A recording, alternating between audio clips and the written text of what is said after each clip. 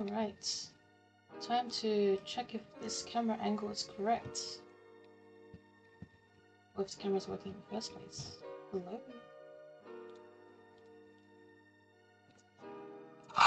It's because I didn't open it. That would help a lot.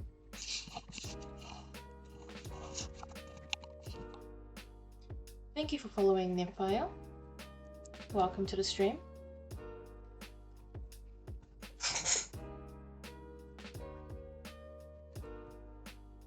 My camera has this thing of like you can slide it to open and close it, and I in fact had it closed. So no wonder it wasn't there. Welcome everyone to the stream. Thank you, Daphne, for your very early donation to the stream, and I know you said you didn't want priority, but I really appreciate that. It's very nice of you to do.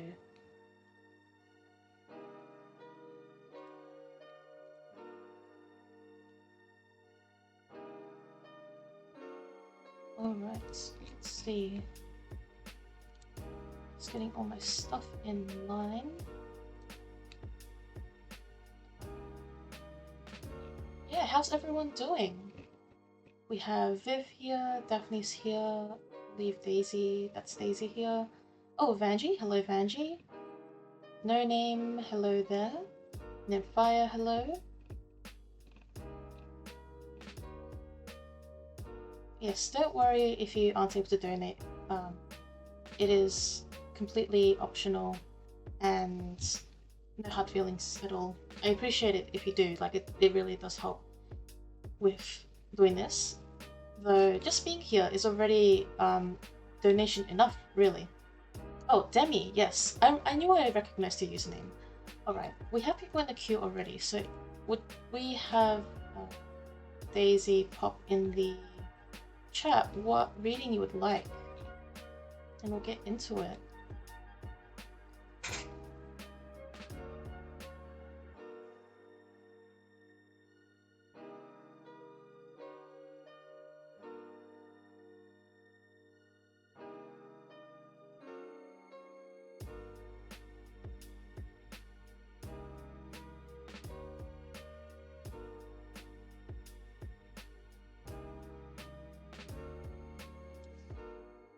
Oh yes, General from Hermes. Did you have a deck that you preferred? Or would like me to use? I do have command, so you can check that out there. The only one that I don't have on there is the one I'm using here, actually. Oh, camera's flipped around. Let me fix that quickly for you all. We want to flip horizontally. There we go. So now you can actually see what the text says. Any will be fine. Okay. Let's have a think. Actually, we will use the deck that we just took down.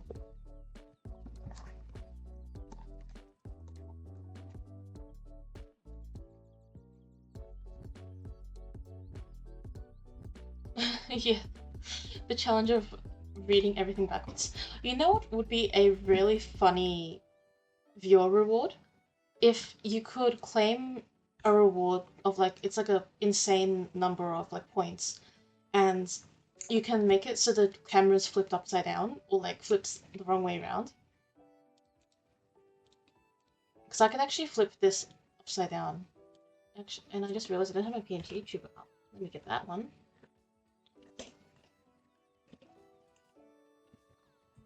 I can type on my keyboard properly.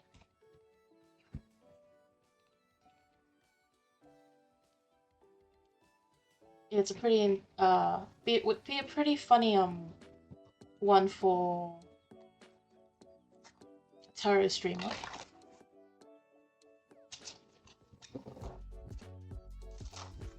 Let me know if the music is too quiet, because I did adjust the sound from last stream and I'm not sure if it's too quiet.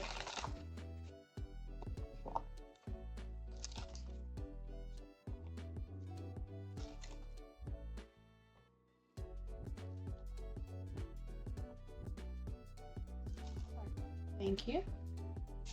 So today we are calling upon Hermes for a general reading for Daisy.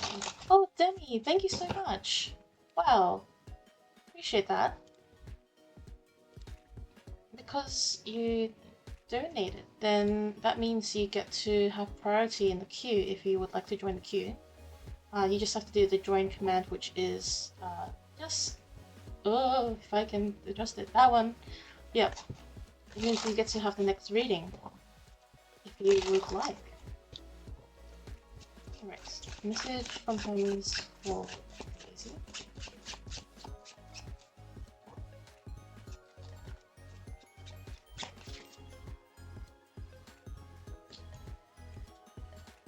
Oh, thank you, Demi. I appreciate that. That means a lot.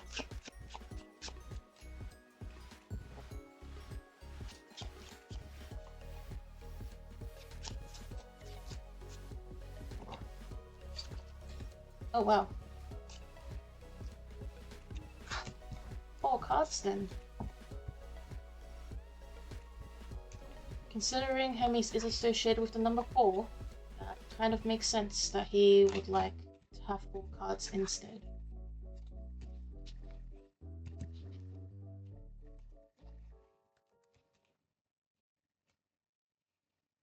Let me make sure they're not where my little guy is. Alright, so your first card is Be Unstoppable, Minotaur. Now these cards are really cool because they are based on a plane in Magic the Gathering that is based on Greek mythology. So you may notice some familiar imagery as we go through these cards. Alright, and then we also have Resourcefulness, Phoenix.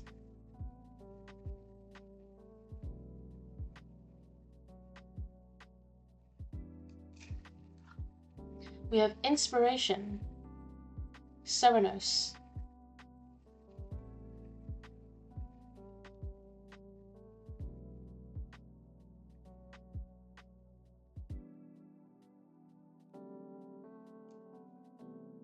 And we also have Universal Order, Clothis.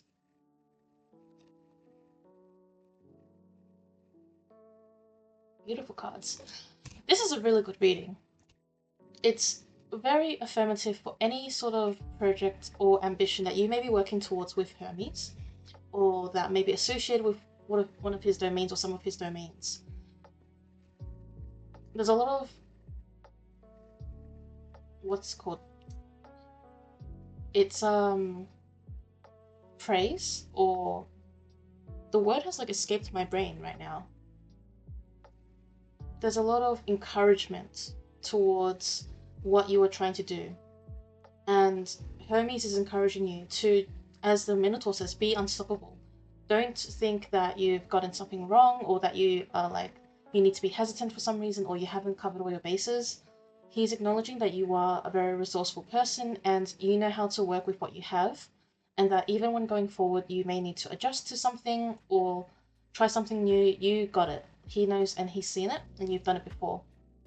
He doesn't want you to hold yourself back because you think you're not ready, or because you think you're not the right person to do what you're meant to be doing, because this inspiration that you've received for this idea or for this path you're on, it doesn't come from nowhere, right? It comes from the universe, the gods, the spirits around you, your guides.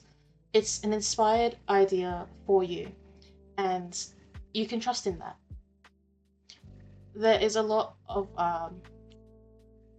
feeling of wisdom here, so the sense of wisdom, especially in this card here. I'm not sure if you can see it because of the contrast, but we do have an owl here at the back of Serenos.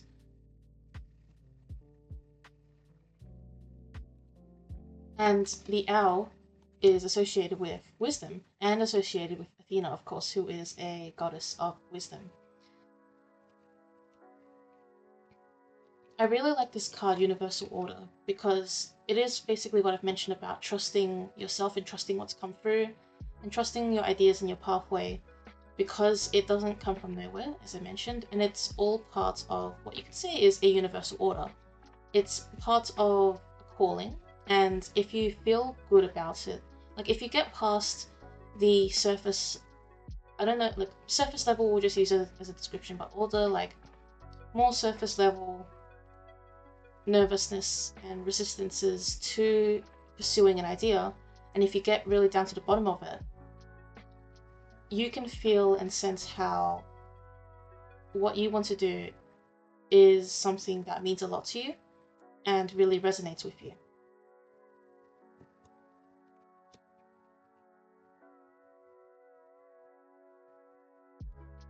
Is this message vibing so far, or do you think you have an idea of what this might apply to in terms of anything you might have been talking about with Hermes? Yeah, cool. I really like this reading because it really is just go for it. Don't be afraid. You are prepared and you know what to do. Take this inspiration and see where it goes, because if you feel like it's meant to be, then trust that feeling. You don't need anyone else to tell you that, but he's saying anyway, like he's saying he'll tell you in any case that this is where you're meant to be going. You're going in the right direction. It's all about exploring where you're going to go and exploring what's going to happen. Whatever happens, you'll be able to handle it, and he trusts that.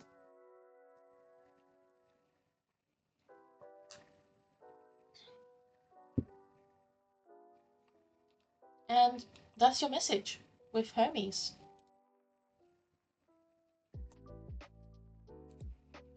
You are welcome, and I'm glad that you popped in to get a reading.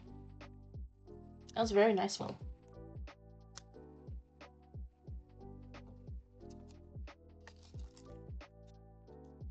Feel free to stick around if you'd like, or lurk if that is what you prefer.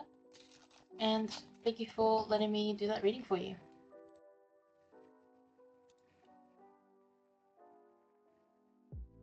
Alright.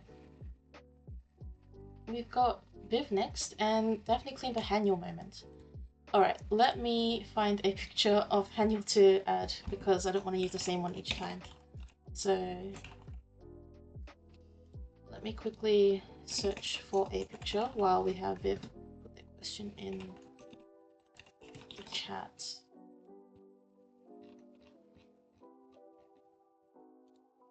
Alright, I found one. Let me download it onto my computer. Alright. We'll add a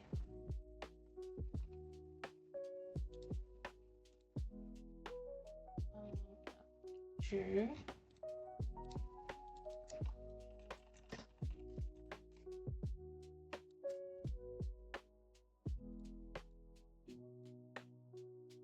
That is ginormous. I'm so sorry. What is going on? Oh my god. Okay, sorry, it's gonna be really giant again for a moment here. Let me fix this. Oh my goodness. Yeah, that was a jump scare. So sorry. Oh my god. Okay. Let's put Haniel over here. There we go. There's our Haniel moment. It's her looking up. You can see in the background there's some cards there too. It was probably when I was doing some readings. Alright. Cool. Viv would like a message from whoever comes through.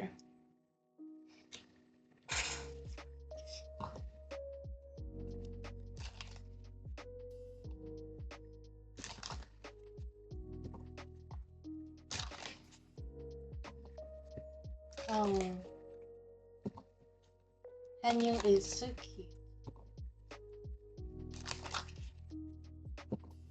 Alright, let's see who comes through for it. Who would like to come forward with a message for Viv today?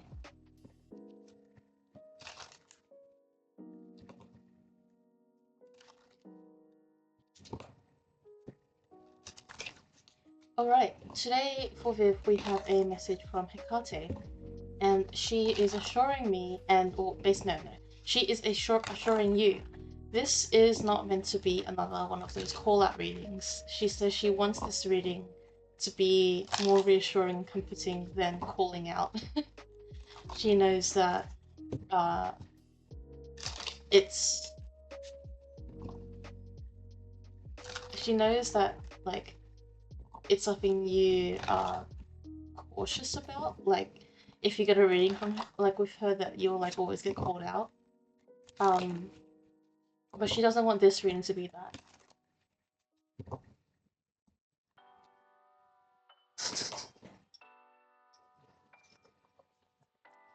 Let's get her deck out, which is the Ethereal Visions Tarot, which, if you're in the Sanctuary, you may have seen that Vanjie's fiance actually got them this deck. And that's exciting, because it's the deck that I use with Hecate.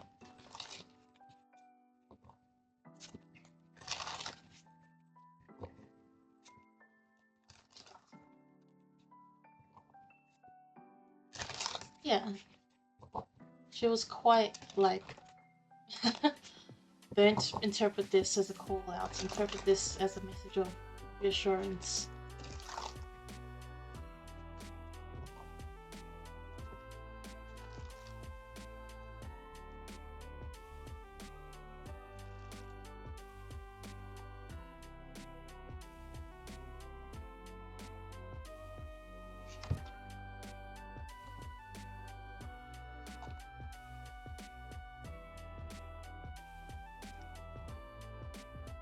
Oh, these are nice cards. Okay. Good cards. The first card we pulled was the King of Pentacles.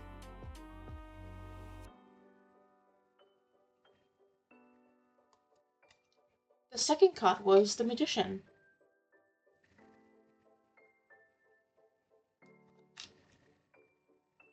And the third card was the Six of Pentacles.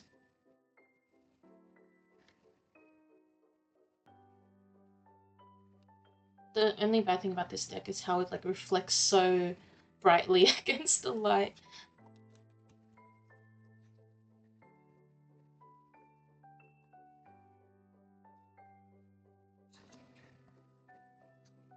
I want to see if I could stack my microphone even higher.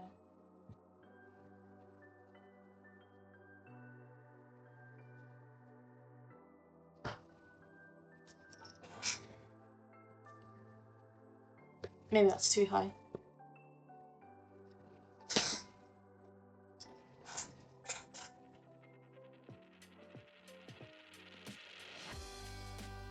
Don't mind me.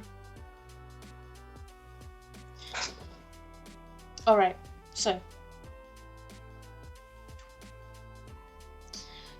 These are really great. Because they're, well, I'm gonna go straight for the Magician because the Magician's really calling out. Not calling out in the bad way. Calling out in the sense that you may worry a lot about whether you're enough, whether you have enough, whether you're doing enough, whether your output is good enough for her and your deities. That may be a thought that's constantly running in your head. But this card in particular is really to reassure you that you have everything you need and you have all the capability and ability to achieve what you want to achieve and to... She says serve. It's not like serve, but kind of like serve the gods in the way that you wish to serve them. And the Magician as well is a great reminder about the beginning of the Fool's journey. And it's not to say, oh, you're a beginner and like find comfort in that. It's like sort of that.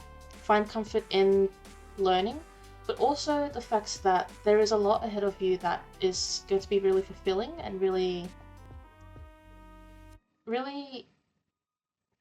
these big moves to be able to learn more about who you are, about your practice, and about where you're going to go. And it's possible to, at the same time, feel like you are moving forward and progressing and learning more, and at the same time, feel comfortable in what you know. That is something that you can, like, that can coexist within your practice. It's basically like, at whatever point you're at, you're not either experienced or a beginner.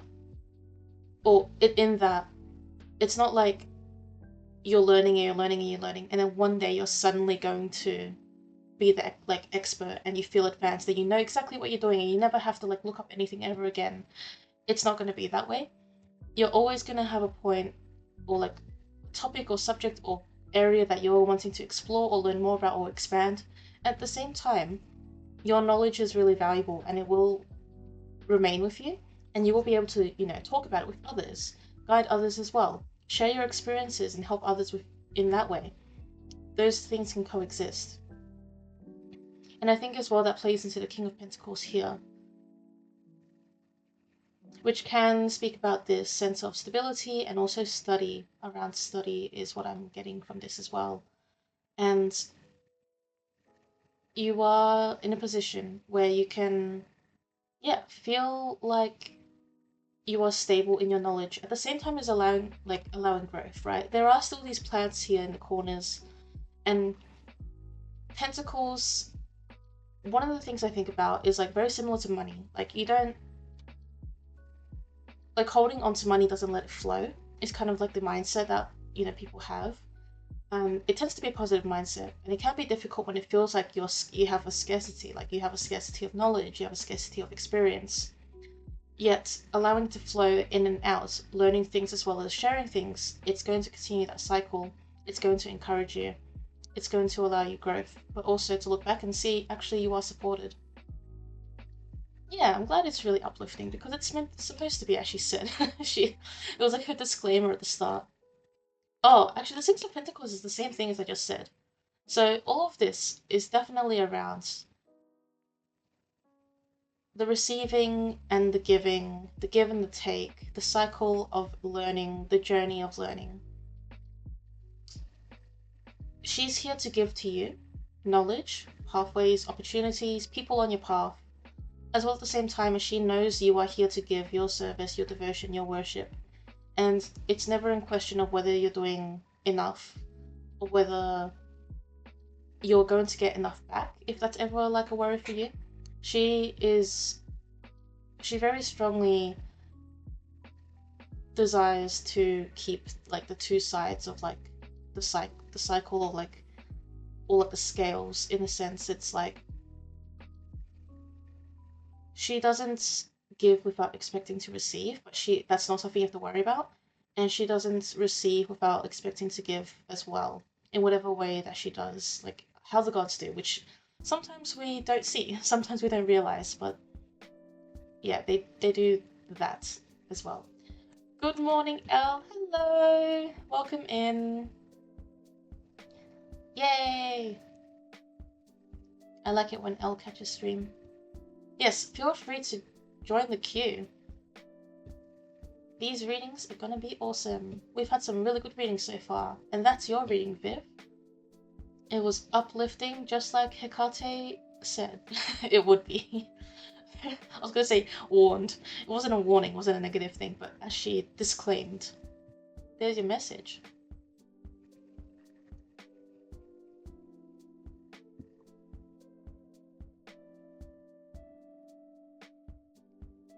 Yes, today was Thursday. And guess what? Once again, I forgot that I was streaming today until dinner time. I was sitting at dinner and I was looking at my phone and I was like, actually, it's Thursday. That means I'm streaming in like 3 hours. But I guess it's like, it's either my body, like my brain is like, actually, it's been a week since you did your last stream, it's time to stream. Or one of my spirit guys is just poking me like, Quinn, you're streaming today, remember that. But yeah. I hope, well, I know it kind of seems like you did like it, Viv, but I hope that was a useful message for you. Maybe spoke to anything that was worrying you at the moment. And thank you for letting me do that reading for you.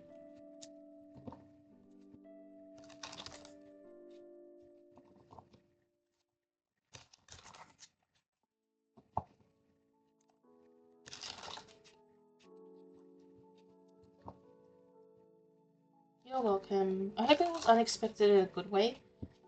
I feel like that's happened like a few times where like one time you expected something a bit more reassuring, then you got a call that, and then when you expected something else, then you got something reassuring. But I feel like this is the better one, where you get something reassuring.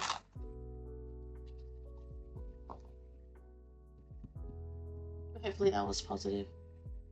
Also, for anyone who's just tuned in, I've got my Haniel here, my little kitty, because we had Daphne claim a Haniel moment, so yeah, and they can stack. You can, I don't know if it's up to 3 or just infinite, but like it might be just up to 3. You can claim multiple Haniel times or Haniel moments, and I'll add like more pictures of her. Hopefully to not obstruct the screen. Fun facts. Right, we'll have No Name pop the request in the chat. Okay, we've got a fun fact and a Haniel moment. Alright, let me grab another picture of Haniel while I think of a fun fact. Is there any particular topic you'd like a fun fact about, Daphne? It could be anything that's like practice-wise or not practice-wise. Just the chaos with Haniel again. Hydrate. You don't need to wait to put your request in the chat. You can just put it in the chat, No Name, and I could just get to it when I get to it. So no need to worry about that. That'll be my responsibility to consider the timing of things.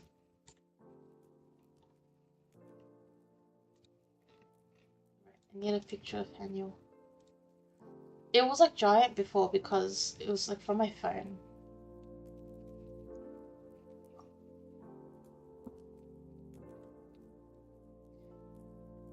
Alright, I need media image.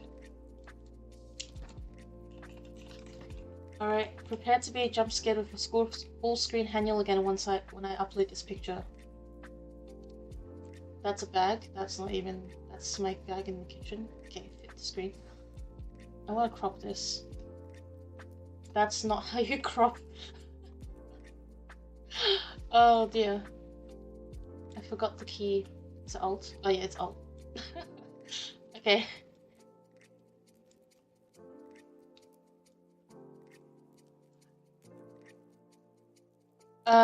We did a couple of readings, Demi, and Vanji claimed a Haniel moment, so there's another picture of Haniel coming on screen. I'm gonna crop this one a little bit too.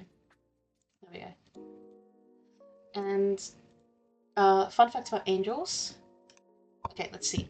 Fun fact about angels.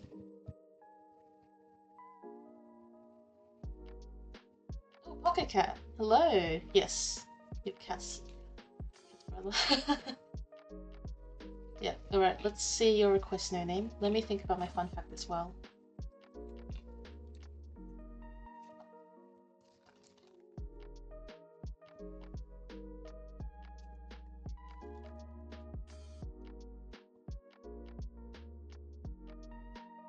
Oh yeah, this is I don't think this is a fun fact I've shared on stream before. I may have shared it with like people in stream, but maybe not stream. So with the angels, it's popularly regarded that there are 9 types of angels divided into 3 tiers. So I'll actually get up a picture so I can read it out to you. But there's a hierarchy of angels, which was sort of like popularized, or this particular system was patented. I don't know the word for it, but like it was put forward by Pseudo Dionysius, or a person named Pseudo Dionysius, in the 5th or 6th century. It's the book on the celestial hierarchy, and these tiers are as follows. These are the 9 choirs of angels: the seraphim, the cherubim, the thrones, the dominions, the virtues, the powers, the principalities, the archangels, and the angels. That's not so much the fun fact, that's like a sub-fun fact. It's about like the hierarchy of angels. But the actual fun fact is that it's said that this Pseudo Dionysius was inspired actually by the 3 tiers or types of angels of Hecate from the Chaldean oracles. and she herself had 3 tiers of angels. I don't know too much about them. I know that one of them was like, one group of them were related to initiations for mysteries, another one was associated with like being intermediaries, like you would imagine for angels. And then there was another one that was associated with like the Inix wheel, but I'm not sure how so. But yeah, that's an interesting fun fact about angels and Hecate. That's the hierarchy of angels may have originated from these types of angels associated with Hecate from way back when. And thank you so much, Phoebe, for the donation. I really appreciate that, and I give my love to you. That means a lot to me. Thank you so much. Alright, reading with Aries. Do you have a deck preference? No name?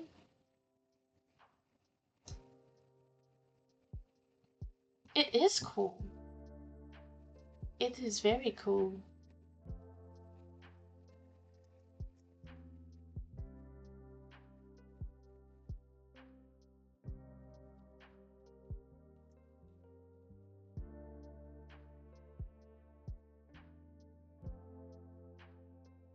Alright, we are going to use the Golden Tarot for this reading with Aries.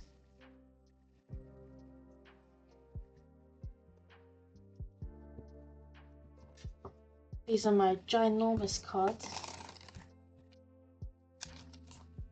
My longest tarot cards.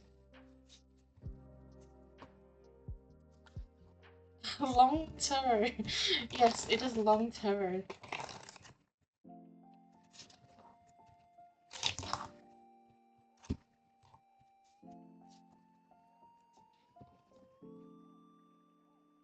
Try to make sure these pictures of Hanya are not too obstructive.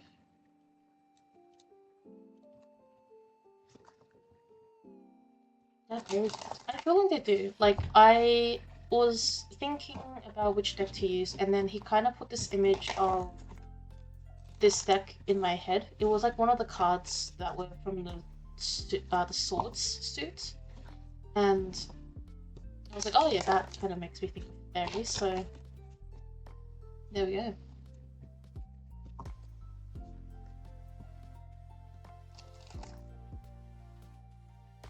They're interesting to shuffle as well. Also, Pocket Cat, I am doing well, thank you. How are you? Feel free to queue up in the feel free to join the queue if you'd like a reading as well. And that goes for anyone else who hasn't been in the reading yet this time. Or this stream. Please. Yes, please join the queue. The struggle is putting them together again after I do shuffle. Alright. We'll ask Aries for a message for Charlie here.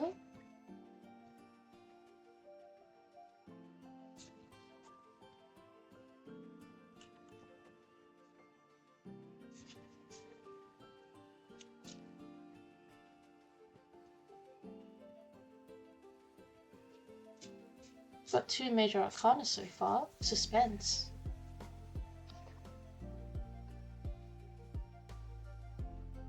I think that's 3 major arcana. I'm gonna grab my guidebook to double check what this picture is because sometimes they're hard to tell. Because it might be a cold card. This is the booklet that comes with it. It's really cool. And you can see it's shiny.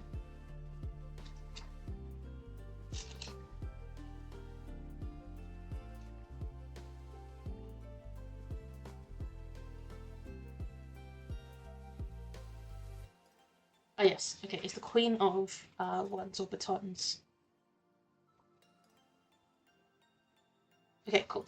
So, for you, Charlie, your cards from Aries for your reading are Temperance,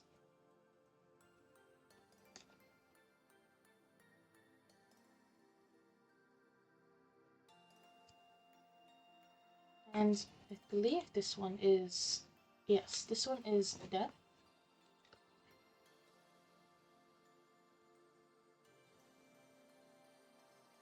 And we have the Queen of Batons or the Queen of Wands. Yeah, I thought it was a fish as well, but it's not a fish.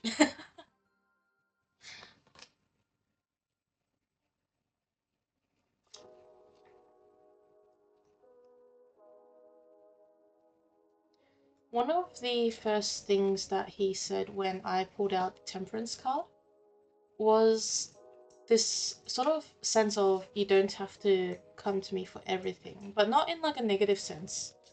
It's not like it's basically having moderation and having balance is important, and sometimes that comes in the form of who you may go to for certain things.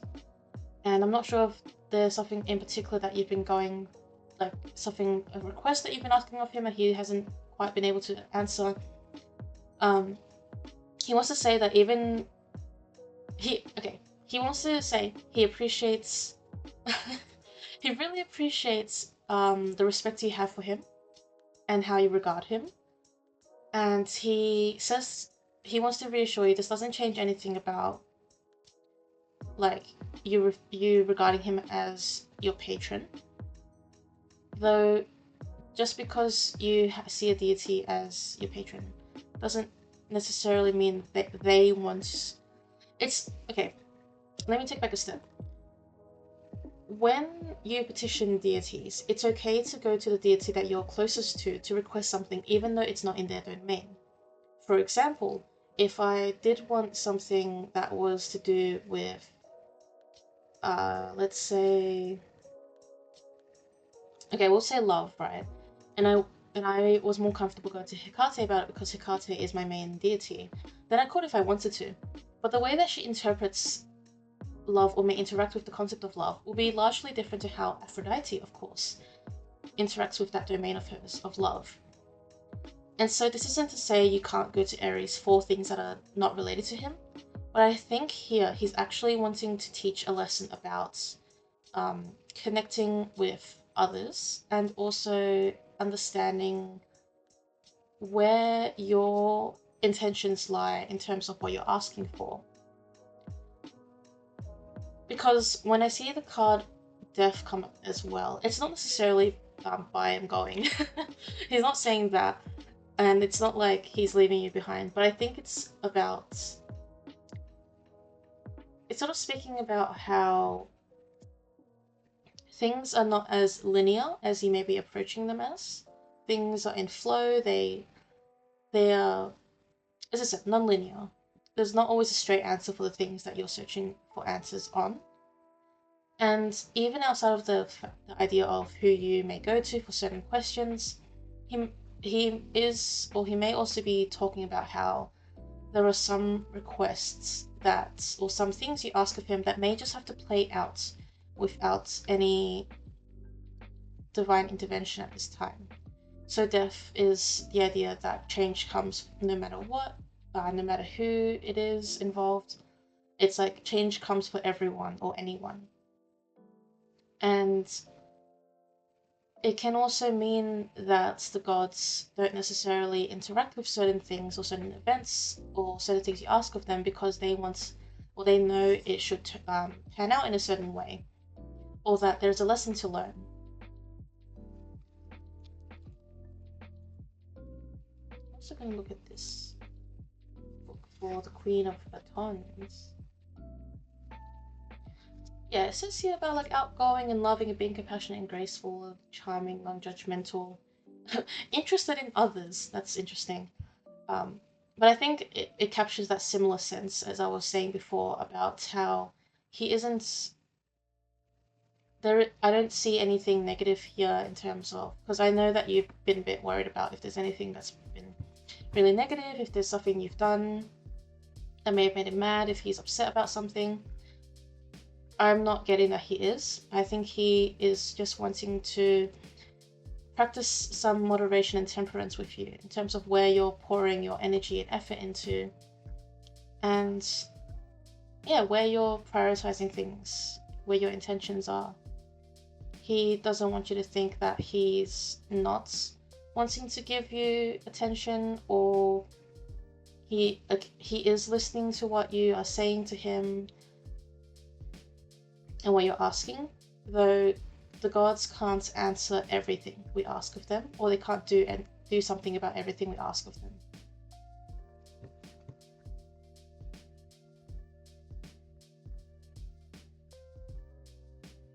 And yeah, that's your message from Aries and what he has to say.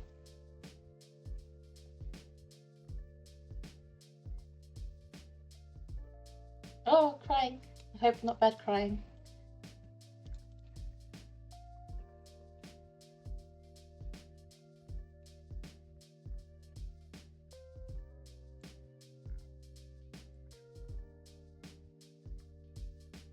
You're welcome. Yes, hugs in the chat for No Name.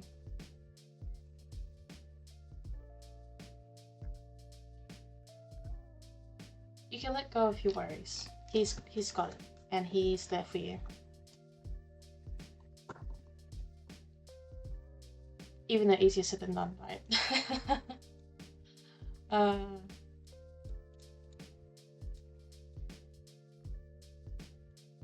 Alright, let me move the queue along. Because it's Stephanie's turn.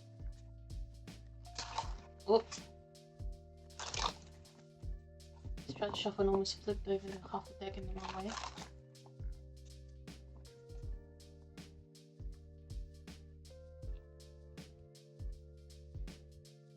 Just gonna peek at the queue.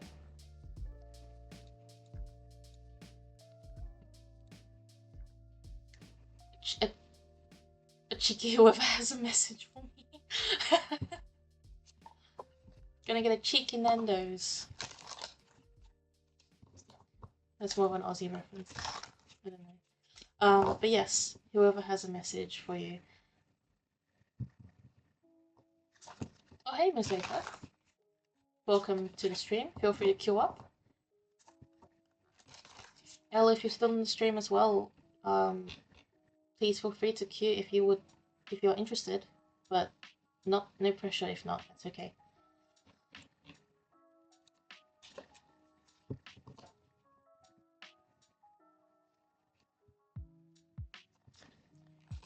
You're gonna get a message from Hades because he said you may as well. You have the deck out already.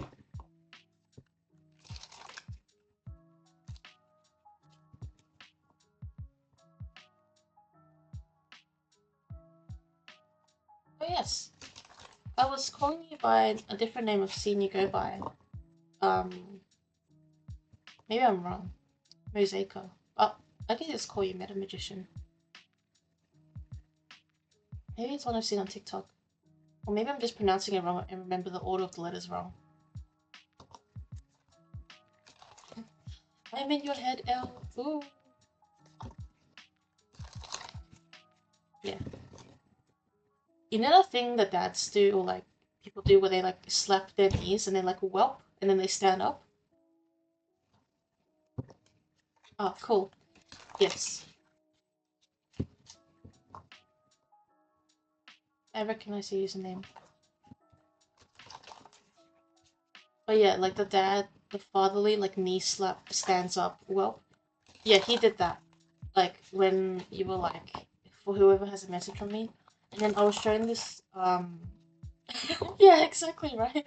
Midwestern dad. He was doing that. It's in this like dim room. It's like a sitting room or maybe a study, but maybe it seems more like a sitting room. And Viv's reaction to the chat. There's like bookshelves around and then this armchair. And he was sitting in the armchair and then he did the whelp and he stood up. And he was like, might as well because you got my deck out. He didn't say it like in that tone, but you know. He said it in a lighthearted tone, but it's kind of like when someone says something lightheartedly, but then also it's like they're on a mission. Like they're like, well, we gotta do this now.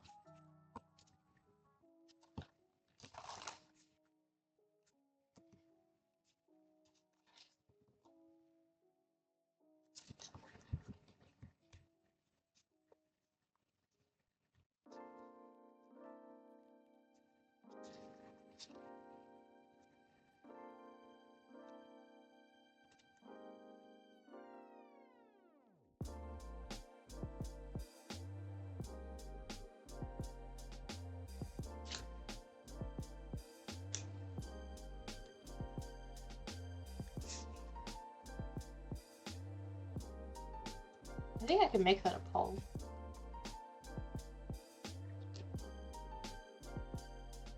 Look at the Queen of Wands again.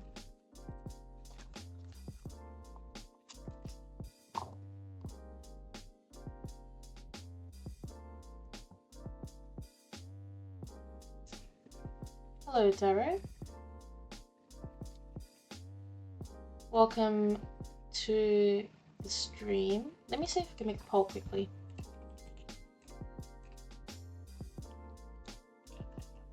How are you doing, Darrow? Okay, never mind.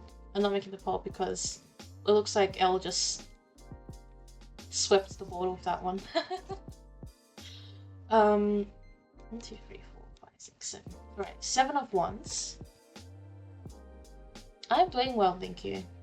Because I've got these cool people and I'm doing readings for them. I need to check what this one is actually. See, these pictures confuse me sometimes.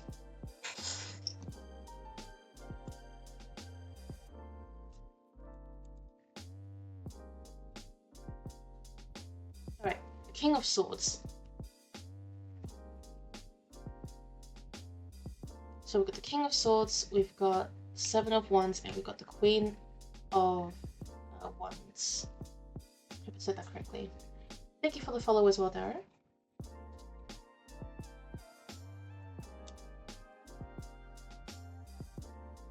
I like this one. King of Swords. Someone in a position of authority who has reached the pinnacle of a profession such as law, the military, or higher education. Analytic. Filled with bright ideas and innovative plans. That's so true. And I feel like that definitely speaks to some of your requests to him recently. Anything that you may be seeking him out for, or may fit into his domains as part of some of your requests. And there's definitely this sense of like he's very qualified for something that you're seeking him out for, or that he is quite...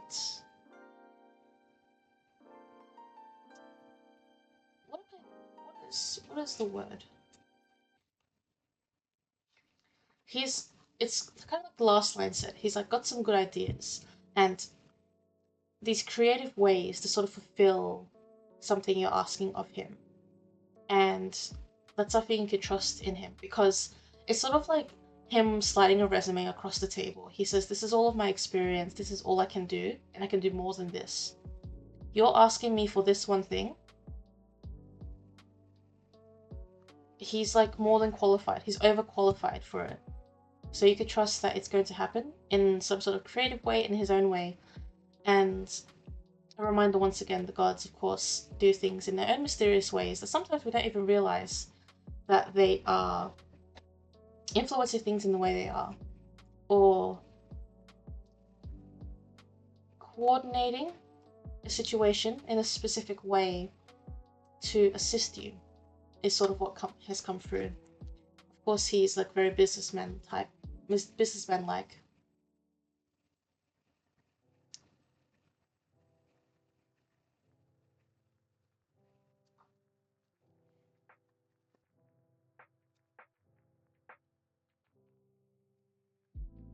Something I find really interesting about what the 7 of Wands says here in this guidebook is success in the face of adversity implies one will beat the odds.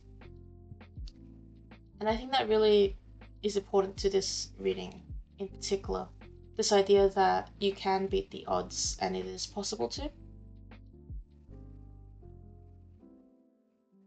If you are wondering specifically what he's talking about, he is talking about financial. In the realm of finance. I'm not sure if, I don't know if my like vagueness was clear enough. That's a bit counterintuitive, isn't it? When he talks about him being qualified, he's talking about qualifications in terms of money, economics, finance, like, you know, numbers. And when it comes to, again, bringing in that Queen of Wands, it's this idea of focusing on what's important to you, focusing on your passions, what's driving you, where you want to grow, because again, you can trust him and others. Yeah, you can trust him and others to carry you in creative ways. Like, sometimes you may get stuck in wondering how something might happen. You try to picture like what's going to happen, what things are going to fall into place to get to where you want to go. How is this even possible? How can this fit into this if I'm busy doing this? He doesn't want you to worry about all that. Obviously, easier said than done.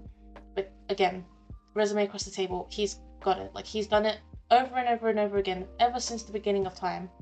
He's helped with abundance, fertility, sowing seeds, you know, letting them grow, giving and giving. Again, Seven of Wands in this book particularly says, and I found this really important, sometimes, you know, it's not about the book, but this one I think particularly is. Beating the odds implies one will beat the odds. Success in the face of adversity. I think he wants to really tell you this like really specific line of implies one will beat the odds, because at this time you may think that it is not possible for you to beat the odds. It may be easy to think, what's so special about me? Well, it's not about you being special, it's just about the fact that you're putting in the work and you've asked, so you will receive. It's as simple as that. Sometimes it's not about, am I special enough? Am I enough? Am I good enough to receive this? It's not about that. It's really like, you desire it, putting work towards it, you're asking for it, you're doing all these things that go towards receiving it, then it's like, why not, right? The people who don't receive it are the people who don't ask or think about receiving it because they may not need it or because they're not in a point where they can ask for whatever circumstance. But at least for you, it's like, whether or not you scale up to any sort of being like special or enough or anything, that doesn't matter when you just have to focus on yourself. Because you know yourself best than what you've asked and what you do and all these other things, your experiences. And just as much as other people know as much about that for themselves, right? So it's like, who are you to say how you rank up against everyone else? Because you never know. You don't know.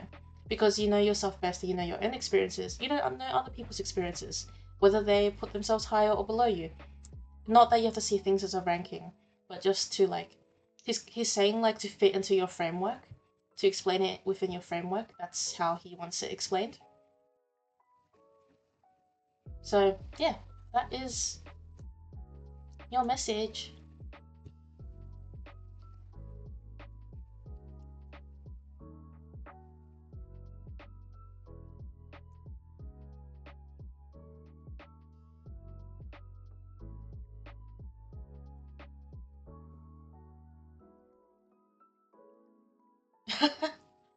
Yes, within your framework. You're welcome.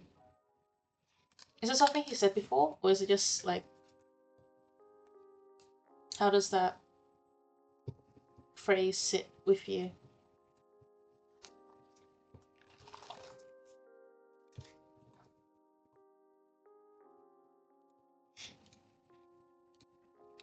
Let me go to my Q page, because Vanjie is next. My DTs, you gotta explain it in this hyper-specific way, or she's not gonna get it. Well, yeah. Yes, that is true. I think it's a good thing if the entities are able to come through with an explanation that is very specific to the person's way of thinking. I think that's a win.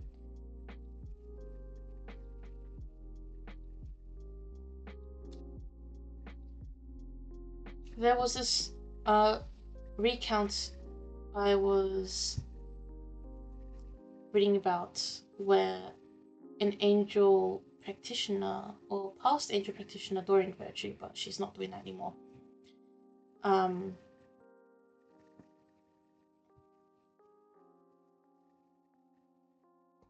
see Vanjie's message, and it's Persephone, so give me a second. I think this one.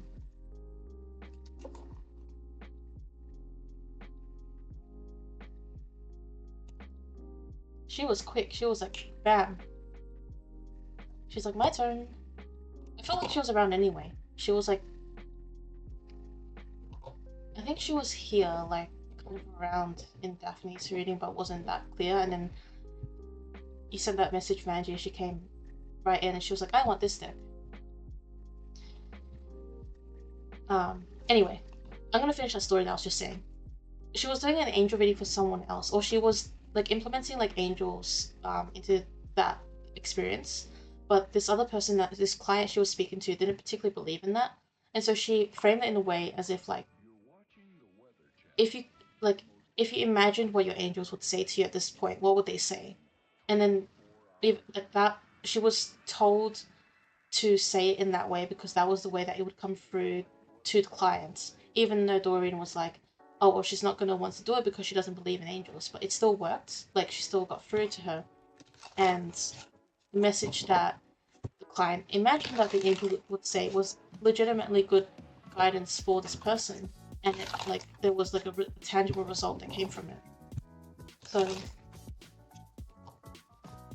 yeah, that was cool. Cool example of like how explaining things in a specific way or someone can help.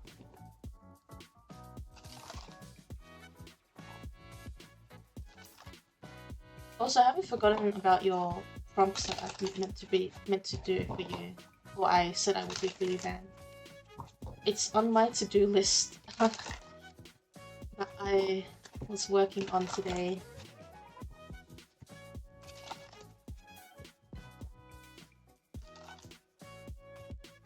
Yeah, that's okay. I don't mind if you do. Yeah, vibing is good. And I do believe that readings come at a certain time, so there's a reason why I haven't done it yet, and not to not take accountability, but maybe it's because of that. Also, happy Thursday, Dream It's Possible. Welcome back to the stream. Hope you're doing well. Alright, let's see what Persephone would like to tell Van today.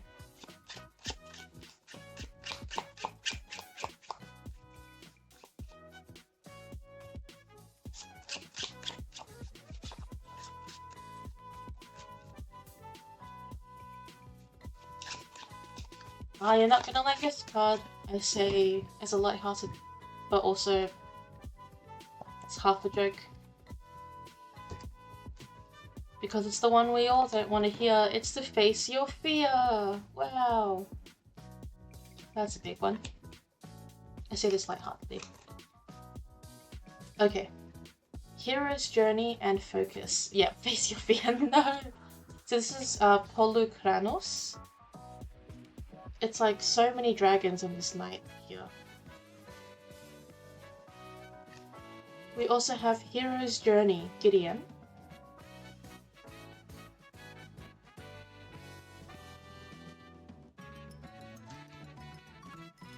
And we also have Focus, Chimera. I suppose the question is, Van, what have you been running away from? What has she been trying to tell you, or what has she been trying to teach you that you don't quite want to do? Or that you may be like, maybe she's not actually saying that, maybe she's saying something else. Because I think she is saying the thing, but it may be fear that's stopping you. And you may be a bit resistant at the moment to pursuing what this is. But she's here not to just say like, come on, do the thing, or like, face the thing.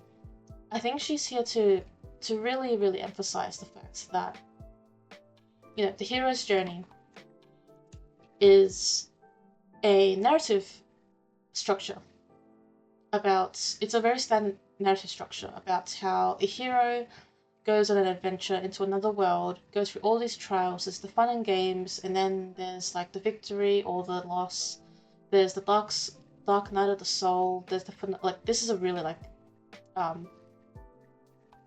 express way of explaining the hero's journey, but it's the very typical thing of like, chosen one goes out into the world, fights things, goes through things, dark night of the soul, finale, happy ending at the end. And I think it really is to recognize, of course, that it can feel hard to face what it is that she's wanting you to face, because you can see, like you're aware of what you may have to go through when you face this. You may be aware of the feelings involved. You may be aware of like the hardships. You may be aware of how it's going to be good. Like it may feel good initially, but then it might get into a bit of a scary territory for a little bit before it gets back to the good. And because of that knowledge that you have, because she doesn't think you're she doesn't think it's unfounded. She doesn't think you're avoiding it for no reason. It's because you know. It's because you can see ahead. And she gets that. But she is here for you. And she does want you to, of course, focus. That's like, that's the advice card right there. It's really clear, funnily enough, focus. And I find it interesting because we have, of course, like, these chimeras here, which are like mixes of different animals together in different parts. So there's a bit of a dragon here, there's a lion, there's the owl. We have like the lion's body and the snake is a tail.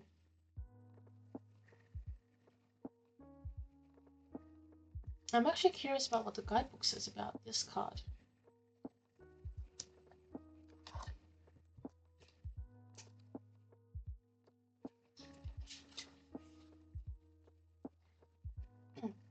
How do we focus our minds? How do we get clarity when there is confusion? Deep breathing, exercise, meditation, a walk in nature, sauna, swimming in a cold river. All of these can calm the mind. What brings you to focus? I like that card. And of course, it is a message from her as well. What brings you to focus? What can help you focus in this time?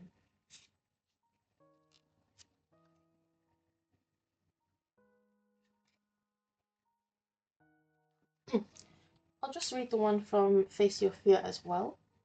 Many times in our lives, we must enter the dark forest of our fear. At these points, we can either turn and run away, or move in deeper to face our fear and overcome it. Each fear we overcome unlocks power and increases our capacity for compassion. And she says as well, particularly compassion for yourself. Not just for others, not just generally, but for yourself too. For the hero's journey, it reads, knowing yourself is the hero's journey. Your intention is your ship, truth is your sword, and awareness is your torch. Your armor will be stripped as you slay the dragon, then you return with the greatest treasure and the wisdom of sages. Yeah, I know, right?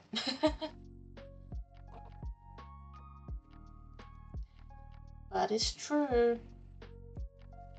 Learning compassion for yourself by facing your fears.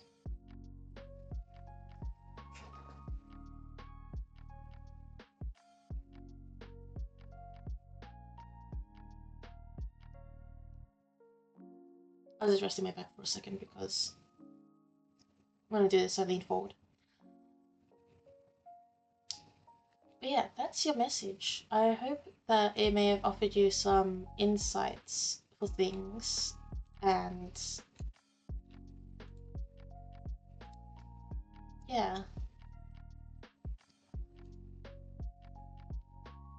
This reading was a vibe. I'll try to follow the advice.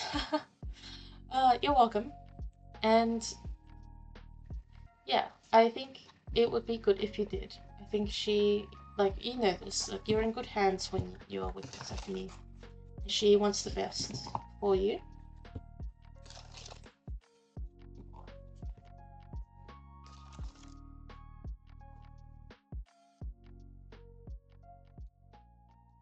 Best of luck on facing whatever it is that she wants you to face. Alright, Demi, it's your turn. Let me know what you would like a reading on, and I will do that one for you.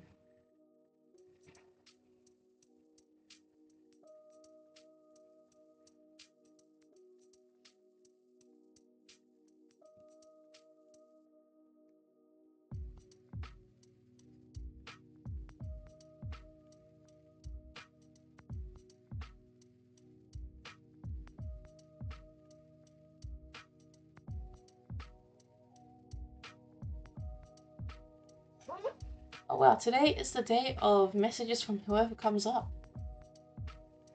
And that is okay. Let's see.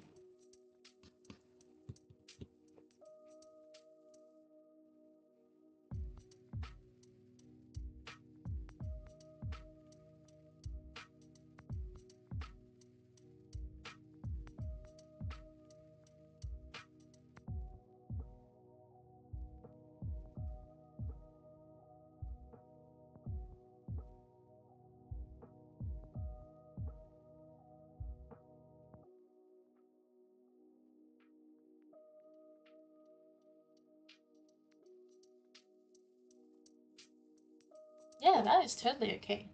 There's nothing wrong with that.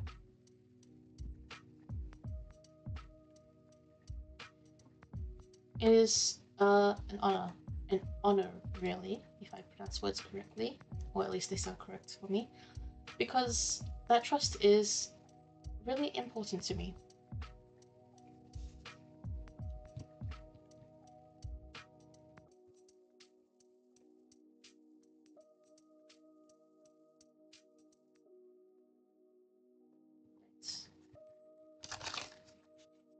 And thank you, Demi. Let's see who would like to come through for Demi today.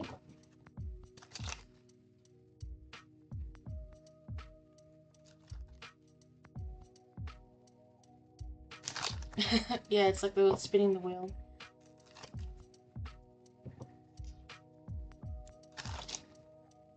Is Demeter a goddess that is in your practice, Demi, or did you? Is that just the name that you took up because you likes the name?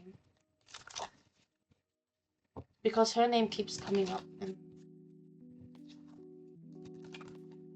yeah, it's literally your name. Yeah, that might just be because it's your name, rather than her being there.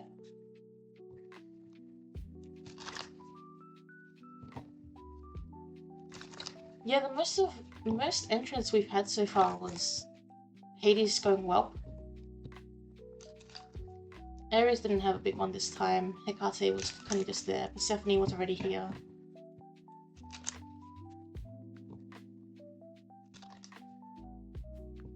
Oh, thanks, Phoenixes. I appreciate that. Yeah, we have quite a queue tonight. Or today.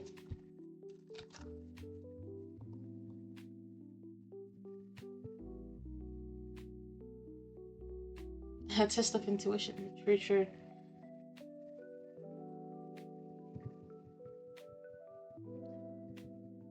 Demi, what other goddesses do you have in your practice other than Hecate? Because... okay, I can't remember if it's Hecate for 2 months before. There's another goddess who's coming through, and it's not Hecate. Persephone and Apollo. Interesting.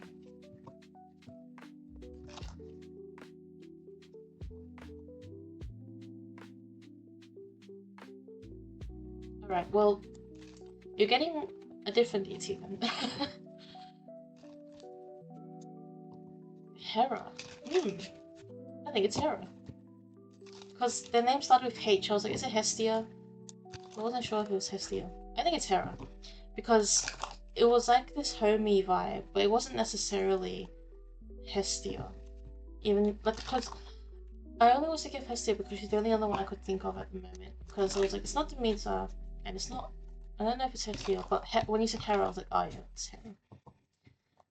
Because very feminine energy for the deity, and related to like making a home, which Hera is the goddess of marriage, so that's associated with, traditionally associated with making a home.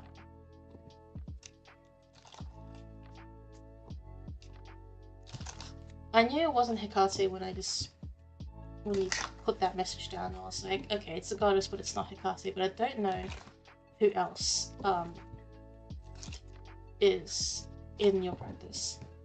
To answer your question, no name, I usually have a rule where it's one reading per person per stream. And I do give the option to people who donate to queue again if they don't take priority. Though that's a rare occurrence because donations are optional. But unfortunately, I don't take recues normally for streams.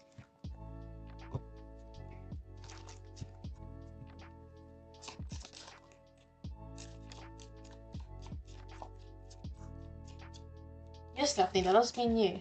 You did donate. You technically get to requeue if you'd like.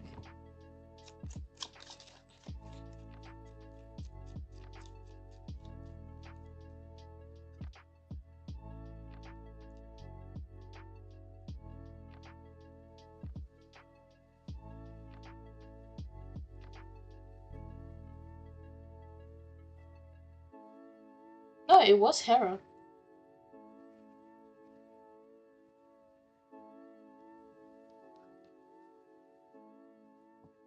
It was Hera that was coming through, because I knew, like, I was just explaining, like, I knew it was a goddess, but I knew it wasn't Hecate, and it wasn't, like,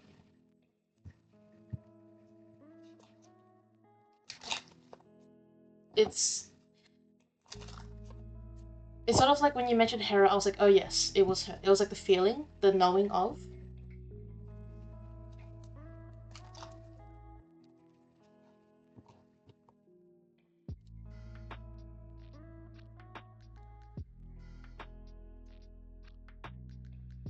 So,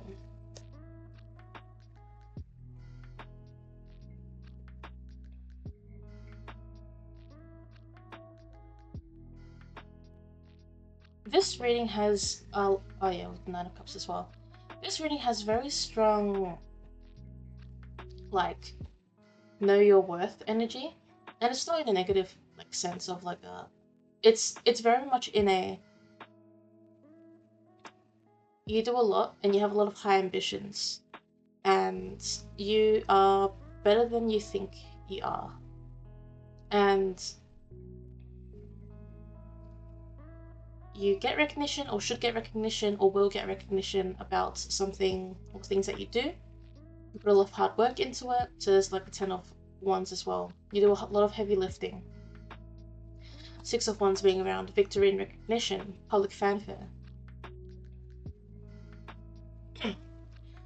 And she's coming through with this like really strong vibe of like standing your ground and knowing that you do a lot and remembering that. And it's not egotistical to acknowledge what you do, even to yourself. It's not too much. You're not taking up too much space. You're not taking up too much room or time or anything, just by knowing that you have high ambitions and that you do a lot and that you have some good goals. She wants you to stand proudly in that and to not feel like you have to keep piling things on just to prove yourself to anyone or yourself. There's no threshold to meet to prove yourself to anyone, and you're already doing a lot as well in this time on this point at this point on your path. The Six of Cups as well is this sense of nostalgia. Mixing up my words a little bit. This sense of nostalgia, this sense of innocence, of open generosity without feeling like, you know, sort of like a little kid who is very giving just for the sake of being giving, and they don't think about it being like giving and receiving. They don't think of it as being like a transaction. They just do it. They put effort into things and they do things just because they want to do it. It's like they feel like it. Their intuition is that guides them to things.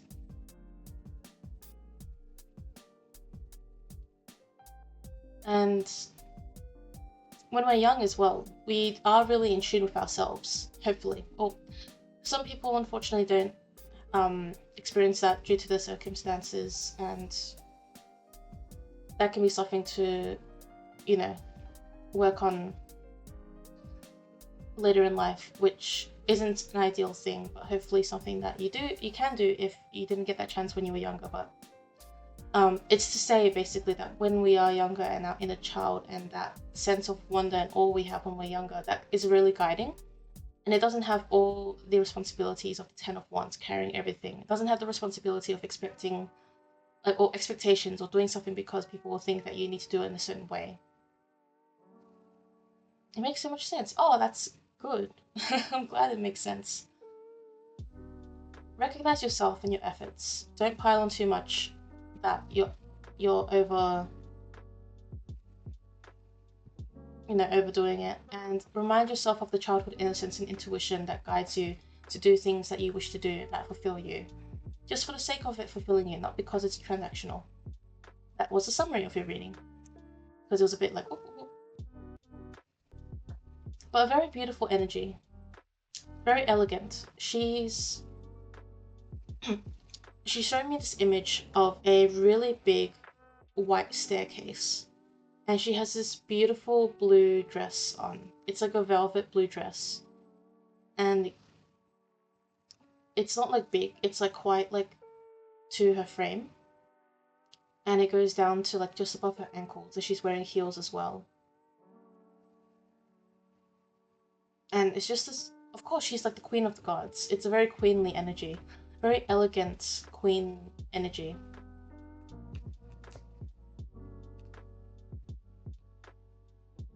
You're welcome. Thank you for trusting me with that reading. And for helping me along with figuring out who it was, because some deities I don't work as closely with. So I can read deities, of course. Read with deities that I don't work with as much, but there's some that I'm like, who is that? But when you said Hera, I was like, oh yeah, it is Hera. I think you should have more, you should chat with her more, because she's brought some great messages this time around for you.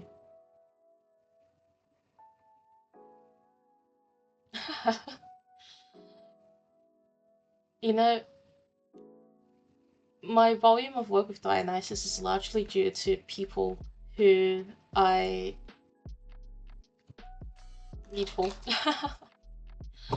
It's like, he's like a pseudo, like, god I work with because of doing divination. You're welcome, Demi. Museka, it's your turn. Let me know what you'd like a reading on. And thank you, Daph, for explaining that again. And no need to apologize, no name. Sorry that your electricity turned off.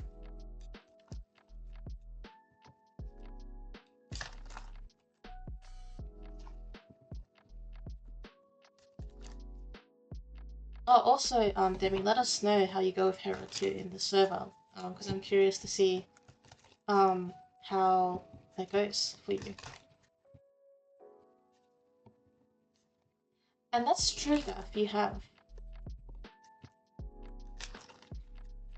He's a pretty popular deity that I read on behalf of.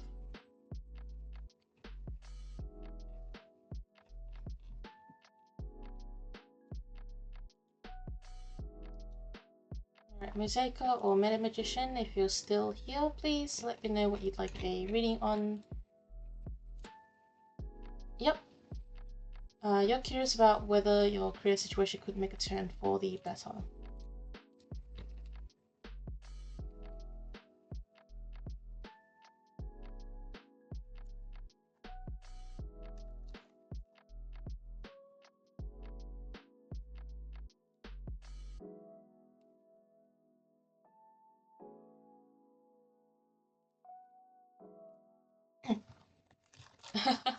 Yeah, I'd be open. Be open to offering my help, is what I meant. For you, Miseka, that's gonna be a Hermes inquiry. Because he's come up.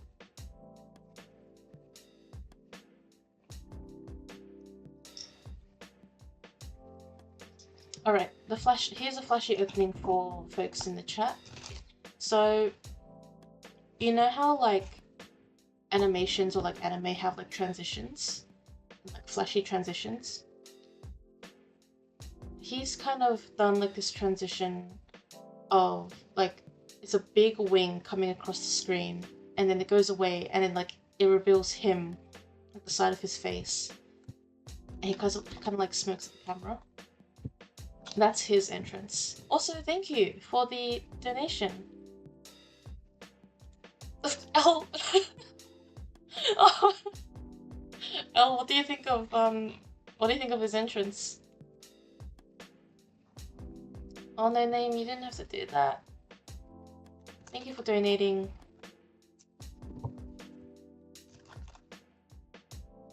Thank you, Damien. Have a good day. Have a good trip. You can queue again, no name. Yes, that's Hermes. It was Hermes. He just did this like sparkly wing like across the screen transition.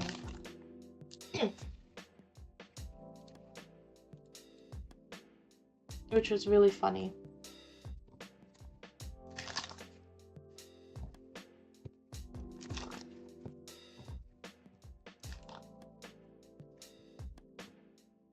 Alright, so your question was whether your career situation could make a turn for the better.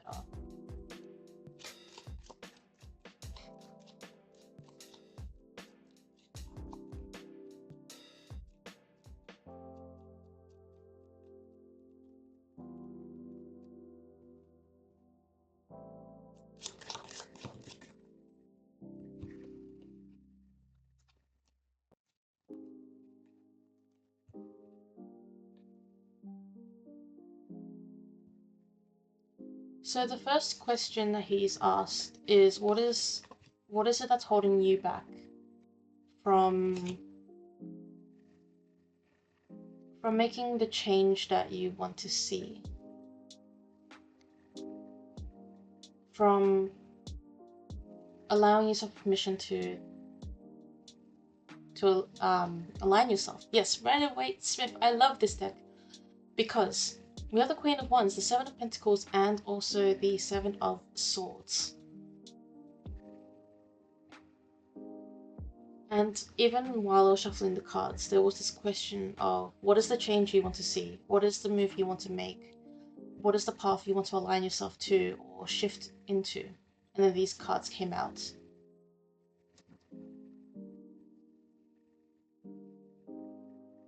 We've gotten Queen of Wands a lot in our readings today, in different decks, or 2 different decks.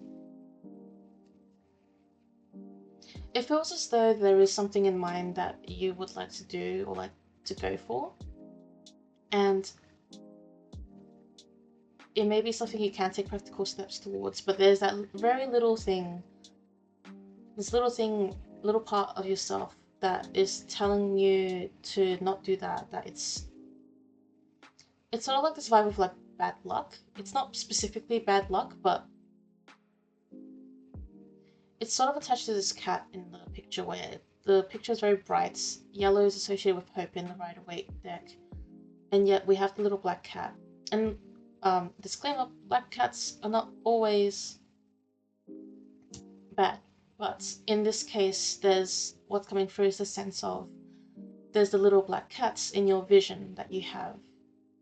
That vision, that part of yourself, this little creature that tells you that you'll have bad luck, that you're not lucky enough to do what you want to do. You say you want to spend more time in your art and spiritual content, but your day job takes up a lot of time, doesn't pay great.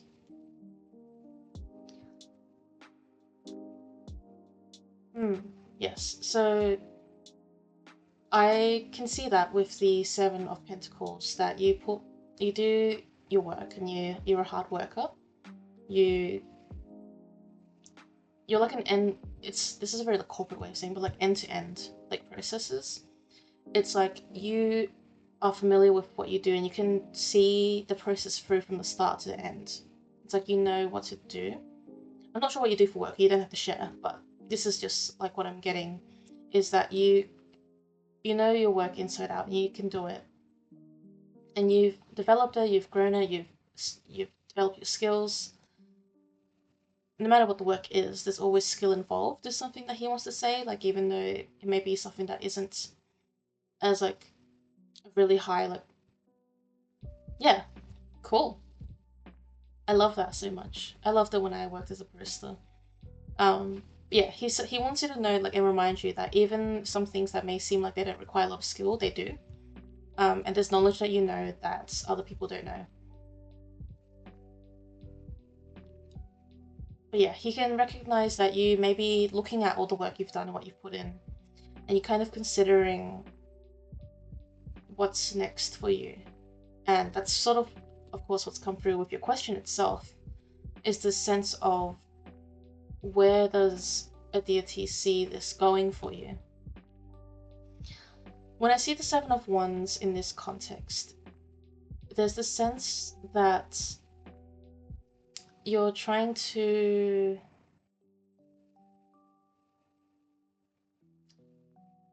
it's like convincing yourself to hide from your own ambitions of what you want. Because when we see the Seven of Swords, one of the things you can think about is like deception or trying to hide or sneak away. Of course, the guy here is sneaking away with the swords away from the tent, so he's looking back, making sure no one's watching him. And it's this idea of like, are you trying to fly under the radar of your own ambitions? Are you trying to fly under the radar of the path that you desire from yourself? He knows, yeah, trying to balance too much, and you can see that here as well. It's like dropping the swords. It's like you're trying to hold a lot by trying to persist. Like you're really trying to persist and really keep at this, what you're trying to do.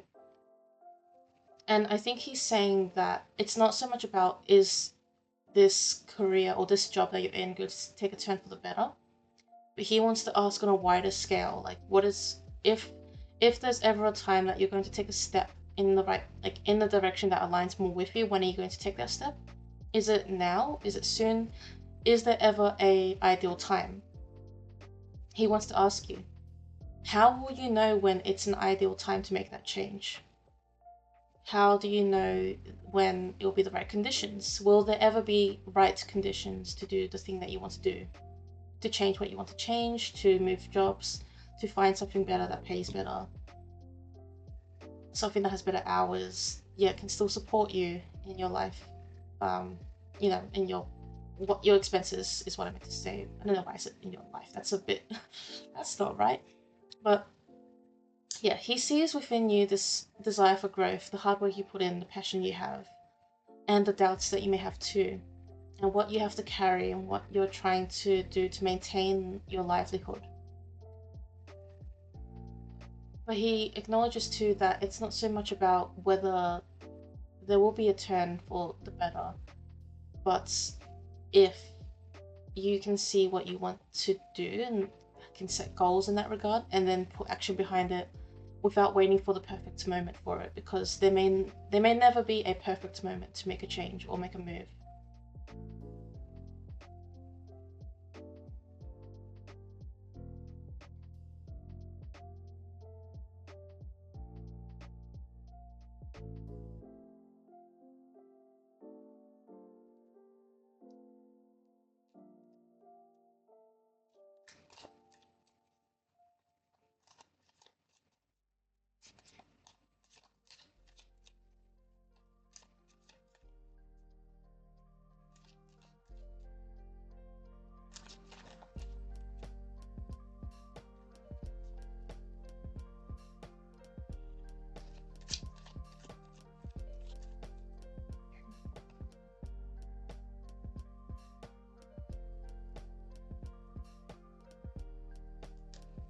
We have the Ten of Pentacles at the bottom of the deck, which is a positive card in terms of career and this sense of abundance and moving into that.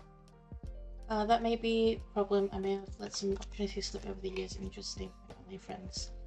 I think that you need to consider, I know it's hard, I don't say this lightly and thinking you can just go off and do it. But I think now, because you're thinking about this, now is a great time to consider where your goals lie, what you're willing to compromise, what's really, really important. And also think about like what's worth it for a little while, and then you may come back to something else. Like you may go off and do something and then come back like after some time. you know, there's a lot of questions that you might want to ask yourself now, and don't be afraid to ask for Hermes's guidance in terms of what questions to ask yourself as well.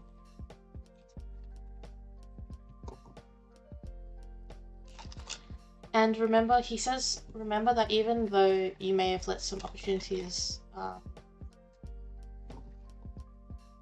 but it's meant that I've been making.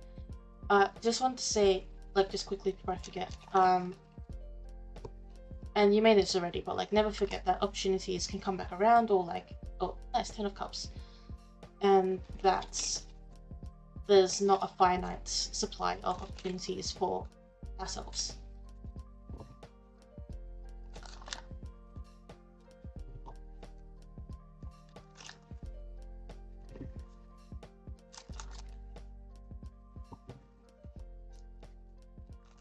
Also, I'm not sure about I don't know your full circumstances, but I do think that there can still be an opportunity to make it as a artist, if you would, a full-time artist, if you would desire to. But maybe that depends on if that's what you want, but yeah.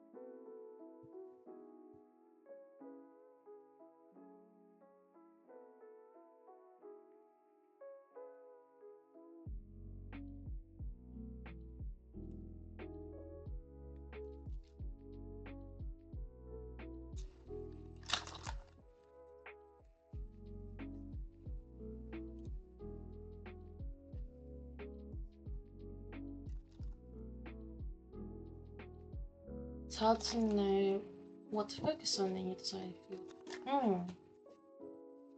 I understand that. I've always been a person that's been very broad with the fields I go into and the studies I do. And so, for me, that was actually a big problem of mine. My bachelor's degree was in public relations. It was my major in a degree of communications. And I did it. I liked it because it was broad, and I don't regret. I would never regret doing that course. Like, it was. I love communications and I love public relations, but it was so broad. And when I was applying for jobs, I was applying for things I knew I would be good at, but my heart wasn't in that work. And that was the downside. That there was so much and so many things, so many functions, so many roles, so many industries that I just didn't know what to focus on. And I figured out that it was because I was not in the field I probably wanted to, well, not probably, I wasn't in the field I wanted to be in work-wise. I love the skills I developed and the education I got for that bachelor's degree, but that's not the work field I wanted, and now that's why I'm doing my master's in counseling. Very adjacent to communication still, though more in the direction of where I want to be, where I want to go. And it was a very big shift that I had to, that I was confronted with, essentially. I had to confront myself with, because I didn't expect to I didn't expect to go back to uni so soon, to spend a couple years dedicating myself to studies, to get qualified for a different path than I expected. I've always been very career driven, so I've always thought about what job I want to get, what experience I want to develop. And then I had to admit to myself, well, actually, I want to go back to school and get qualified for this new path. And yeah, that's sort of my story in terms of when I was at a point of a crossroads myself. I was frustrated with not getting results from that point, and then I realized after some time, and after a lot of messages about patience from Hecate, that was where I was meant to go. And I can understand that about developing an audience as an independent creator. I'm an independent author, so I publish my own books, and I do have an audience, fortunately, but it's it's not easy to build one, and takes a lot of effort and social effort as well. Social battery, commitment, and consistency, which can be really difficult. Or just a lot. It's not necessarily difficult, but it's a lot.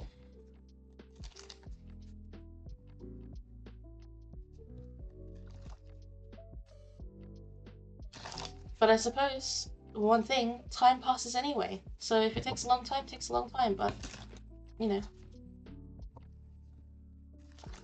Time passes anyway. You're welcome. And I hope that the reading was a bit insightful for you as well.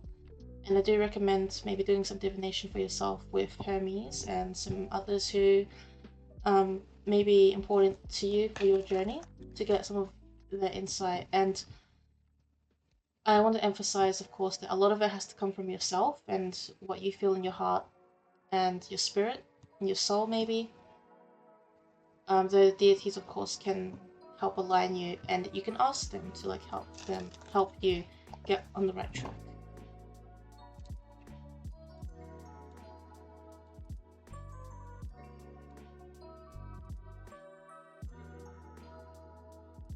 You're welcome to still chat about your thoughts as well, Music, if you'd like. Though I will pass it on to Darrow if Darrow is still here and would like a reading. But yeah, as I said, feel free to still use the chat if you would like to note down your thoughts.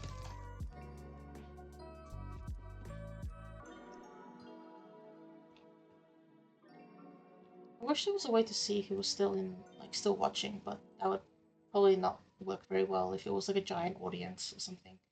I don't know.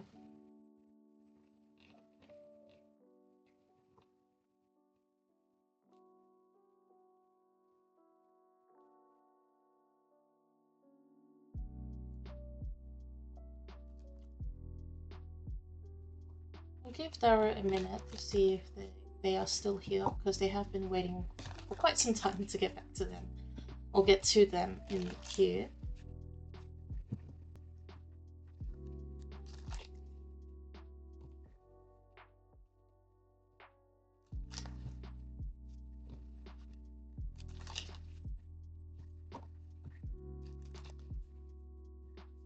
Oh, Dara, hello! What would you like a reading about? Thank you for still being here and being so patient.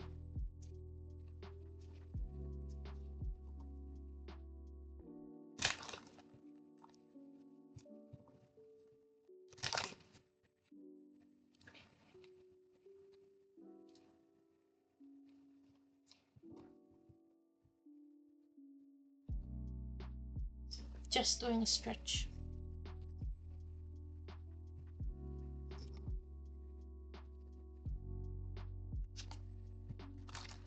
Do you have a specific question in regards to that?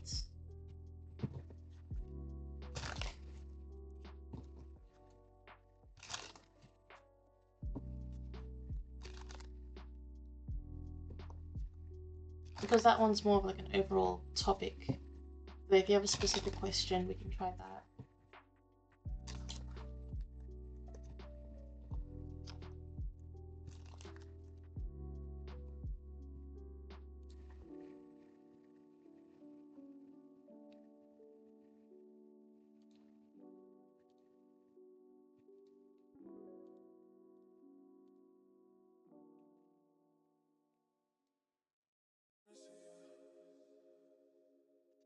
What should you know about an internship that you're doing and how it will be? Sure.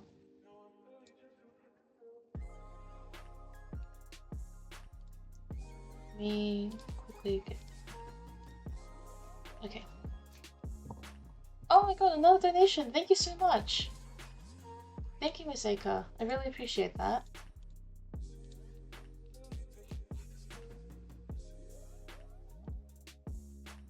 Everyone is so nice and generous. Alright, let's read about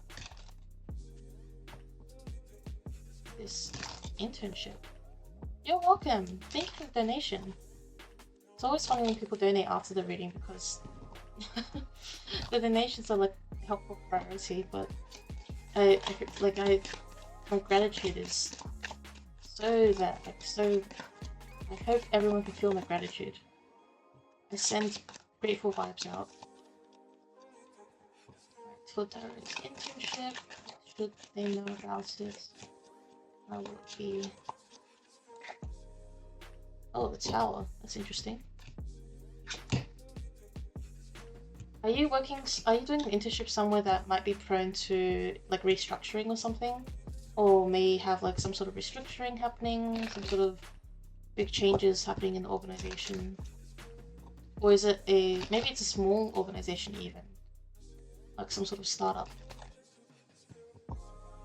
Yes, Viv, you can rejoin the queue. Because you did donate.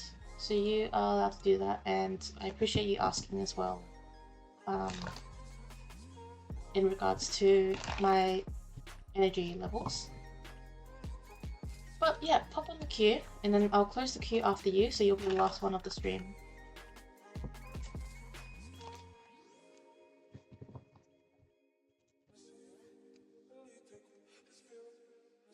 So what I'm reading for you, Darrow, is that for this internship, it'll be a good opportunity for you to figure out some more specifics about what you want to do, where you want to specialize, especially if you're sort of looking between two different areas, two different role names in that sense.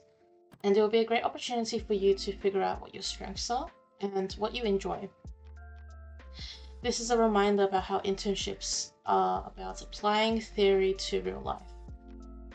Some of the things we learn about or study aren't necessarily reflective of what you see in the real world in our jobs. And so that's part of what you're going to see at this work. Though I am seeing as well with the tower that there may be some sort of drama or some sort of situation that kind of shakes it up a bit at this workplace.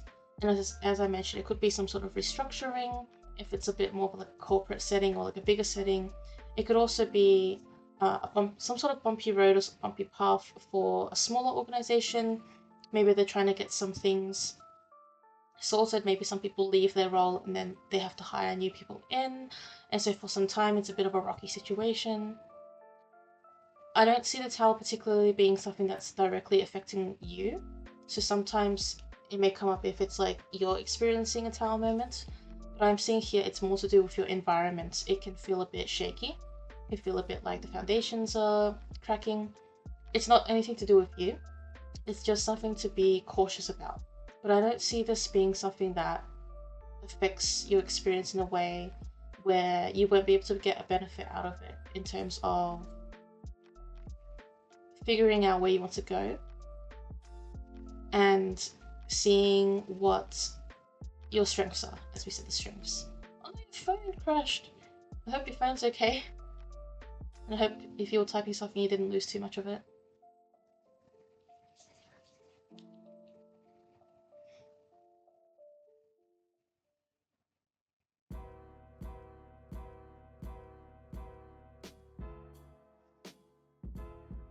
But yeah, that's what I'm reading in terms of your internship, Darrow.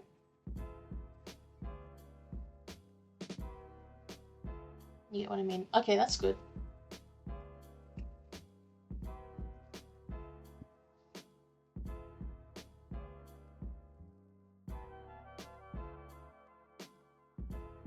Oh, the star's a good one at the bottom too. Very hopeful. Following your North Star, so following what you're really passionate about, what will be good for you.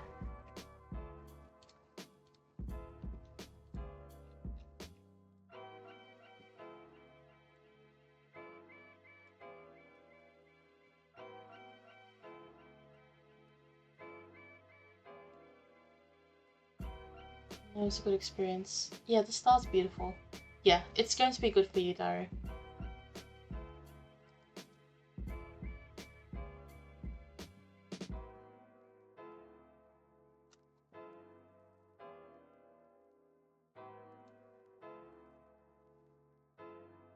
Were you happy with all of that? Or was there anything that was a bit unclear?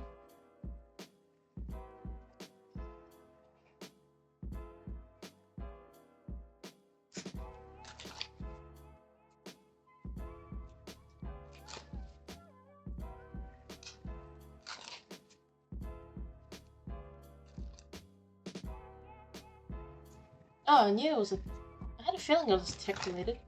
Let's say my internship combines two aspects and I'm not sure whether to focus on one or both. One is SEO and the other is programming. Is there anything you should know about this? Okay, that's really interesting because of the Two of Swords that came up that, yeah, that essentially said there was two things that you were wanting to look at.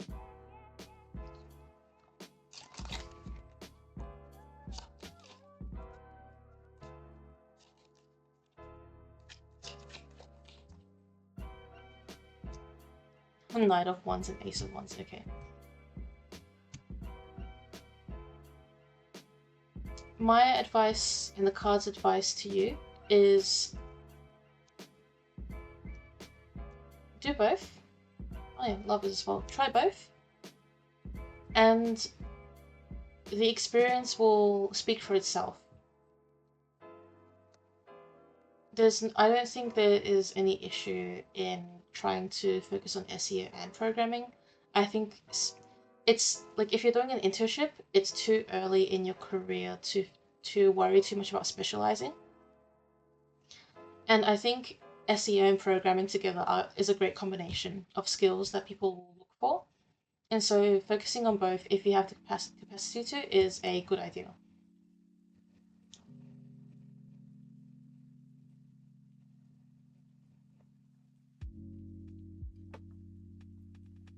Because we kind of see here, like, oh, this one, they're grabbing, it's a coming out of the clouds with the wand, and the wand is around passion and growth. And the fire in your heart, that sort of saying.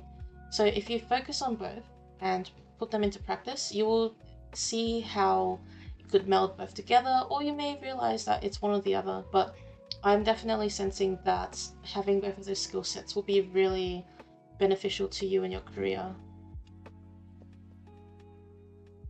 Great. That's good. I'm glad you understood. You're welcome. Thank you for being so patient, and thank you for trusting me with your question. Best of luck for your internship and for your paths and aspects there, because they're really good skills to have.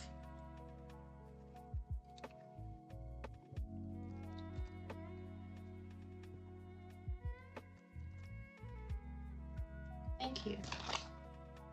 Alright, Dream It Possible, it's your turn. If you're still here, usually you do stick around. So let me know if you're still here so I can do your reading.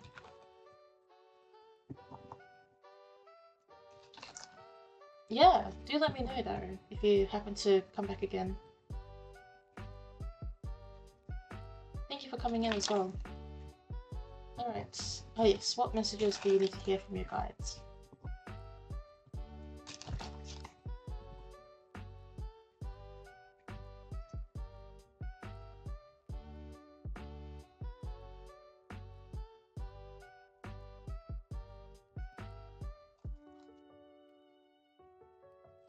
Steps coming out today.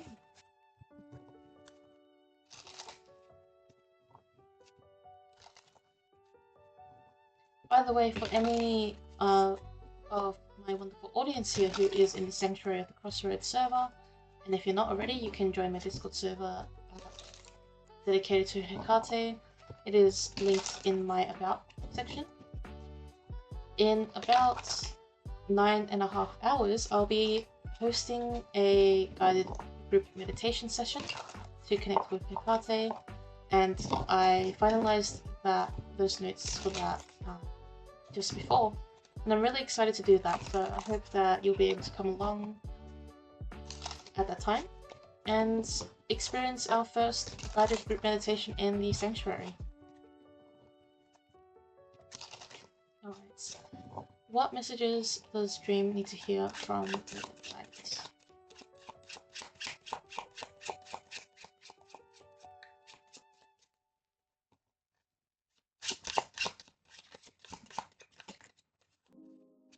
Yes, you do, Daphne, because I hope that you can be there. I hope that all my friends can be there. Alright, we got our free cards. Oh, focus again. Alright, so we have, for you, Dream, focus, Chimera. So this one was about how everyone has different ways that they focus, depending on if they want to like exercise, meditate, go for a swim, be in nature, um, listen to music. There are different ways that we focus. There's also generosity here, Helioid. And we have magic of the mind, Jace.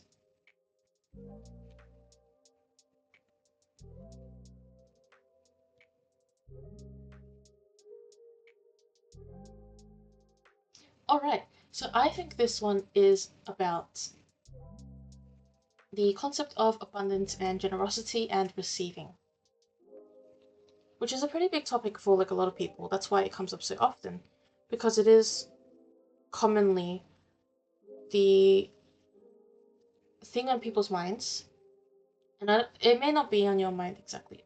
This is just what I'm reading from the cards, but it's also this broad sense of generosity and your ability to give and also your ability to receive. And these cards and your guides are telling you that it's very much to do with the mind and not so much the physical. So sometimes things can happen despite what we see in the physical, just because we have some sort of shift in mindset, or we focus on things in a certain way or explore a different perspective. Your guides are wanting you to focus on how your mind is influencing your ability to give and receive. Hey Lay, thanks for watching on your lunch break. I really appreciate that, and I hope you're doing well. But yeah, how is your mind influencing your ability to give and receive, your sense of generosity? There was this something I thought about recently. Oh, not thought about. There's something I heard about recently. It's like your thresholds of giving and receiving. So let's say like you start with $50. How does your body feel and your mind feel when you think to yourself, I'm going to give someone $50? How does it feel when you think to yourself that you're going to receive $50? And then you add another zero. How would you feel if you were able to give someone $500? How would you feel receiving $500? Would you still feel safe? Like, would that feel safe within your nervous system? What would your thoughts be like? Then you add another zero, 5,000. How would it feel to be able to give someone $5,000? How would it feel to receive $5,000? When does it start ringing alarm bells in your own mind? And then, why do you think that's the case? And you sort of work through those thought patterns as well. And this can be for anything, for money, for your time, for your effort, and all these different things. Give and receive, like what you put out in the universe comes back to you. It's in that sense, yes. It can be like, I think this is covering a lot of bases, not just about the universe, but also what you give to others and what you receive back from them. And also this idea that things are not always one-to-one. So just because you give something to someone doesn't mean they necessarily will give back to you, which would be nice if they did. But also you can see how in different places, from different sources, you will receive for like what you put out. So in a sense, it's like what you put out in the universe broadly comes back to you as well broadly, from different sources.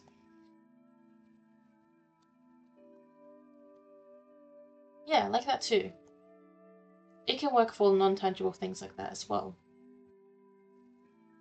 If you think positively, you're more likely to receive positively. That's to do with like the law of attraction.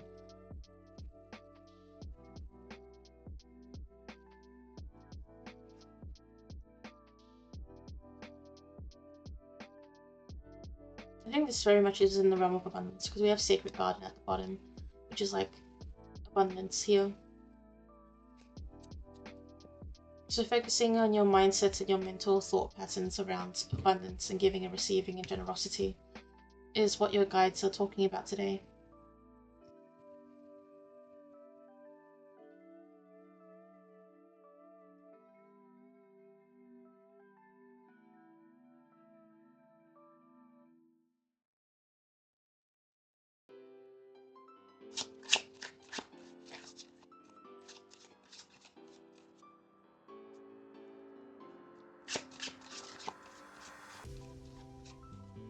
I think it's more so about looking at, as we say here, like the mind. Identifying what thoughts you're having that may feel a bit like make you feel a bit fearful or may make you feel a bit nervous. Identify those thoughts and work through those, because your reactions and your thoughts and your feelings will be the best indicator of what area you should actually be focusing on. They are saying to focus on an area. I think it will be good for you to sit and sort of think through different areas, different limitations you'd rather lift actually as well, and how those make you feel, and then work from there to be able to identify what areas that you could focus on.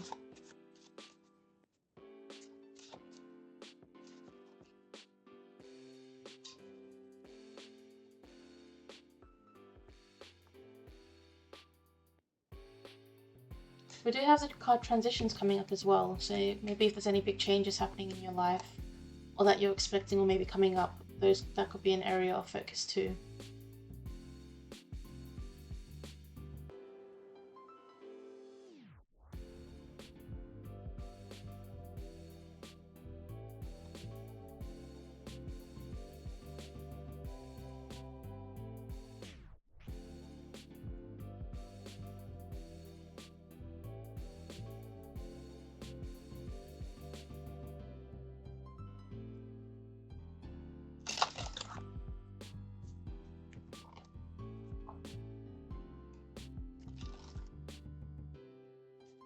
Does that make sense for you, Dream?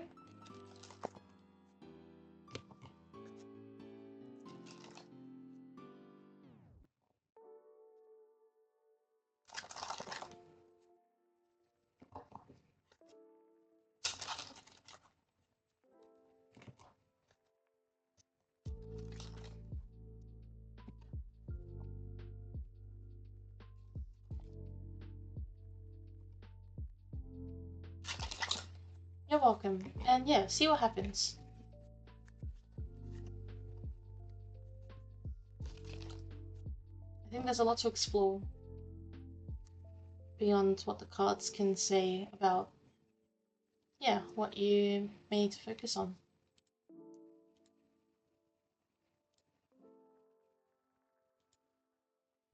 Daphne, you're up again.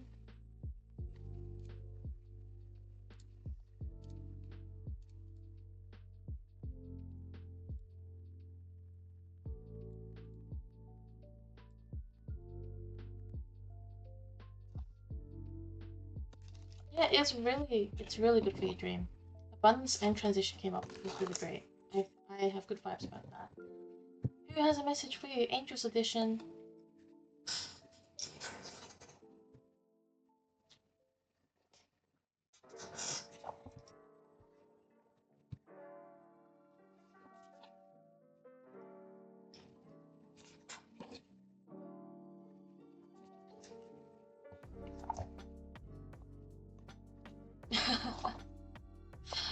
Standing at the clock in the station.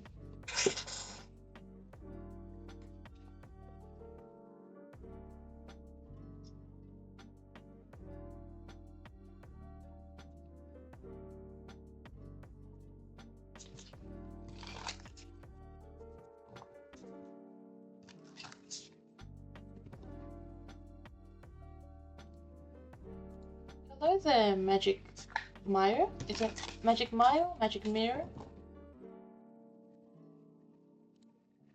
How are you doing?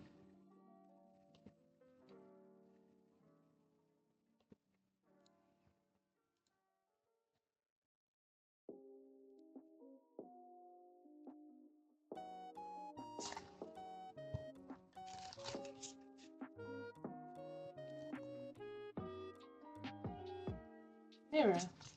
Amazing. Hello, and welcome to my stream.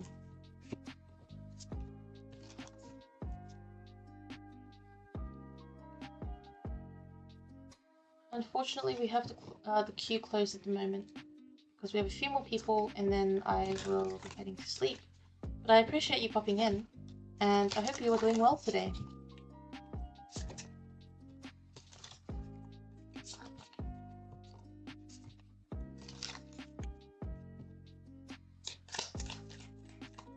I feel like it's like too obvious if it's Raphael. And I think that's what he's saying as well. I think he's sort of like, it's a bit obvious if it's me. So it might be someone else.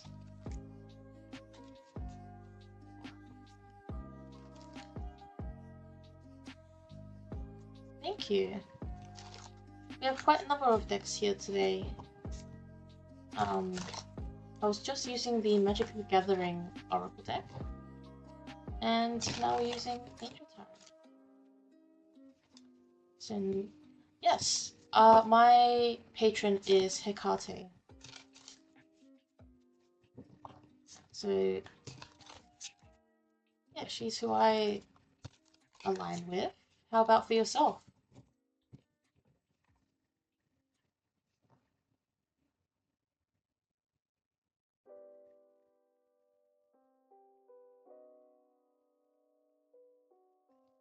Eight of Cups popped out. Eight of Cups. Walking away from something. Hecate. I'll type out in the chat as well.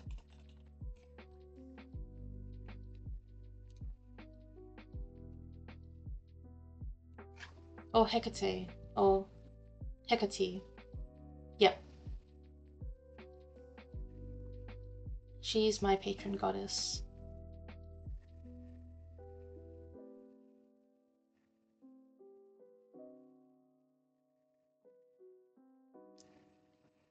And I wondered if you had one too, Mira. For you, Daphne, is there a angel or archangel that you associate with children, like childlike innocence and playfulness?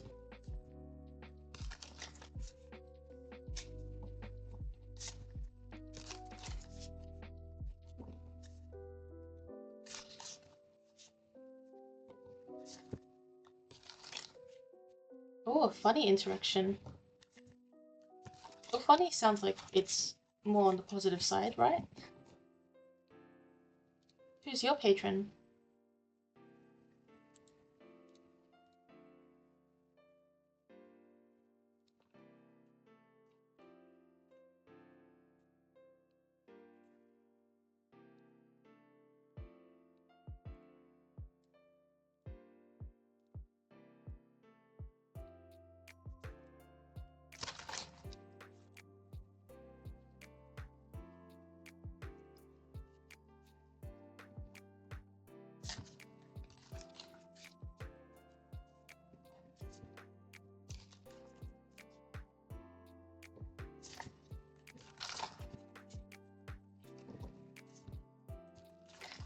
Oh, Lady Beth. Wow.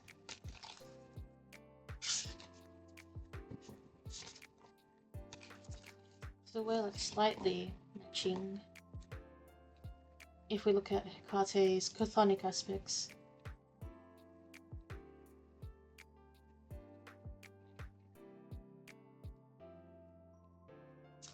Were you still there, Daphne? Because I'm not sure if you heard my question or if you were still answering it. I'd asked if there was a archangel that you may associate with like childhood or childlike wonder or childlike playfulness.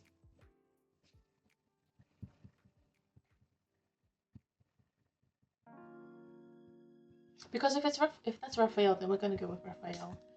If it's a different one, then we'll go with that one.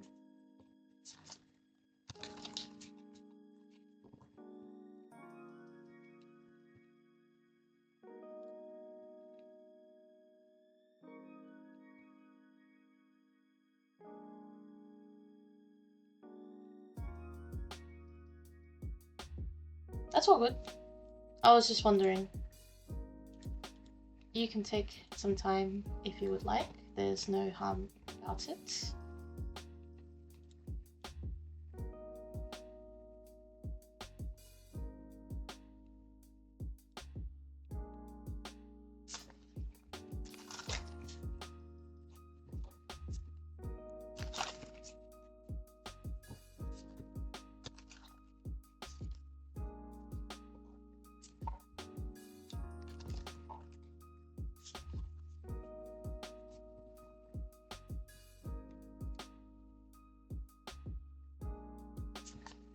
Uh, for reads today, Mira, I am currently closed, unfortunately, because we are reaching the last stretch of my stream.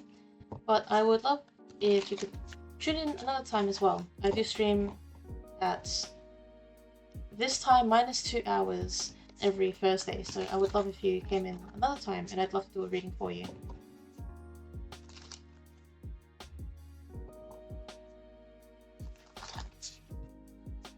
Lei says Hecate had a message for me recently, and I saw one sign and went, I wonder if that's a sign, and then turn around and another of the same thing. And definitely a sign. That's so funny.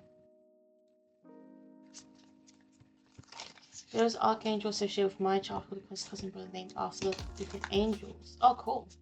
When present tense, Raphael does embody childlike wonders. Okay. We will go with Raphael because I knew that he was around. I didn't know if he was like particularly having a message sort of vibes, because he's just around, but we'll go with him. So this card was just an identification card, so we'll put that to the side. Oh, and not drop off the deck.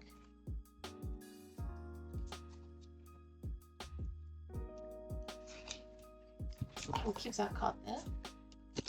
What other cards can we get out for Daphne's message?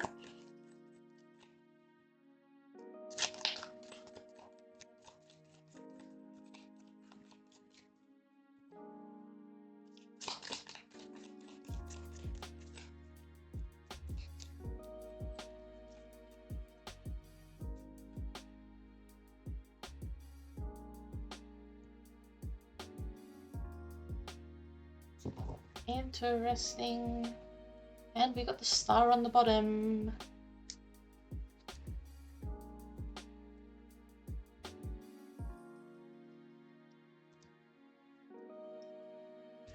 Let me turn these around. Alright, 7 of Wands, the expected god. Liberation, deliverance from enemies both visible and invisible. You got the 7 of Wands in the other one too, didn't you? With Hades.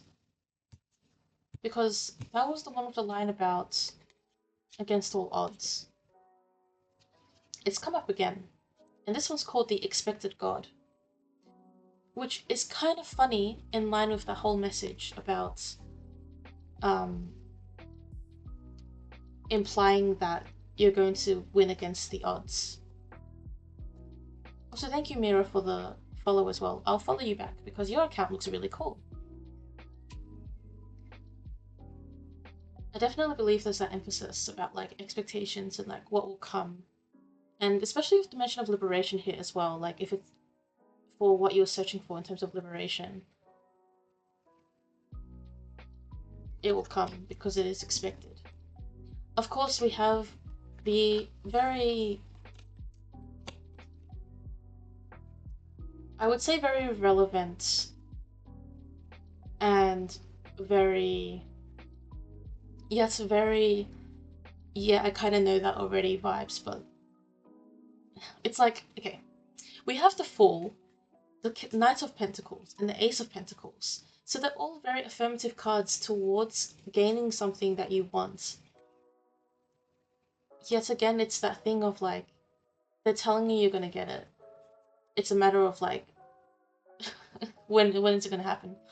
Because we have the Fool here, will and new beginnings, assists with difficult and great undertakings. The Knight of Pentacles, light of understanding, acquire knowledge and cures illness. Ace of Pentacles, divine blessings, drives away evil spirits, rules agricultural production. So there's all these cards about abundance, career path, new opportunities, taking action, the Fool's journey, overcoming the odds.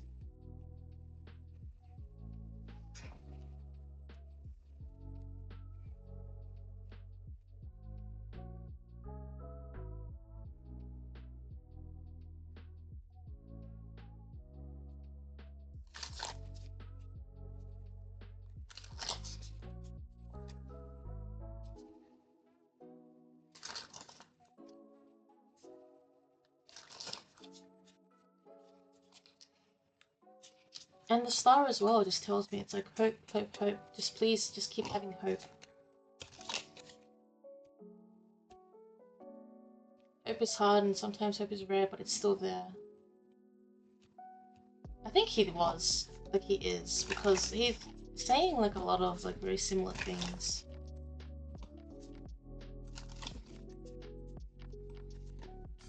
Okay, he's talking about the star card now. He's like, the star's not just beyond you, it's within you too. Please see it in there. Let it shine brightly from within you. Let it shine because you put it there. And all of us being spirit team, all of us put it there with you, and we've nurtured it and we've taken care of it, but now there's only so much we can hold it and provide for it for you. You too need to fuel it and hold it and take care of it. The star is never going to leave. The spark in the star is never going to leave. The star is never going to go out. Simply recognize it, see it, observe it, hold it, feel its warmth. Understand that it is a part of you as much as it is something that you are chasing. Something that you were seeking and trying to find in this life and on this path. Don't allow it to be you versus the rest. Don't allow it to be you versus what you're trying to find. It's already yours, and that is one of the most difficult things for you to realize and for you to internalize. But it is. It's already yours. And it will come, and you'll, of course, take this time to wait, but it will be worth it. And one day you will look back and you will see how worth it was to wait, and how little time you took to wait for all of this, and how much time you have ahead of you to make the most of it.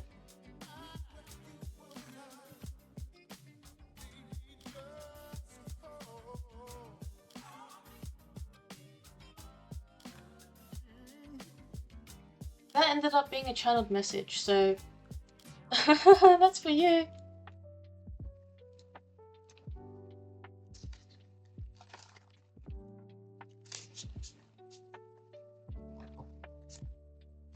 Slash pause. Slash pause.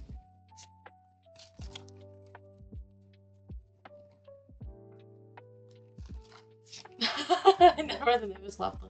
Thanks, Lay. Oh my god. He was like, you know what? Let me have the microphone.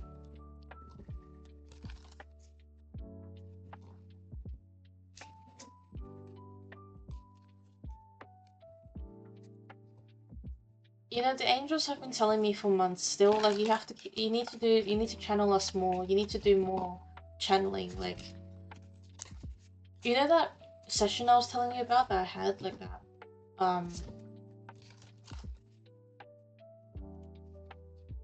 yeah, that session I had.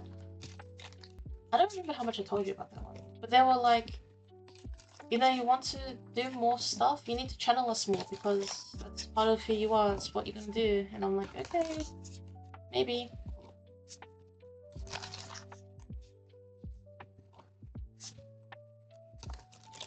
Thank you, Raphael, for that message. He is very chatty.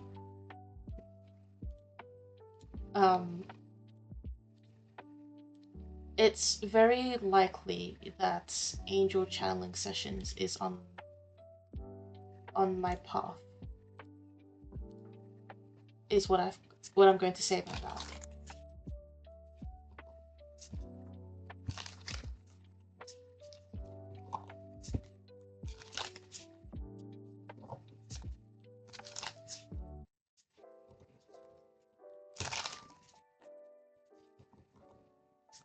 Yeah. It's your turn again, No Name. I hope you're still here. Let me know what you'd like a reading on.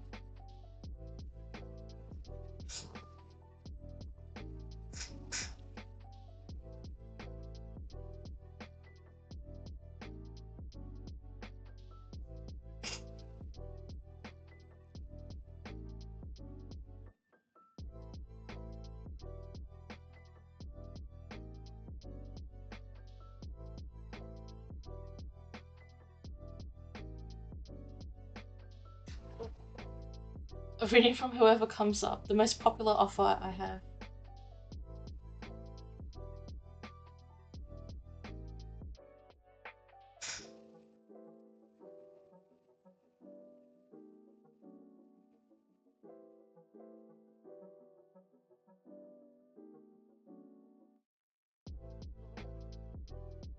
Bye, Lay. Thank you for coming in. I really appreciate it.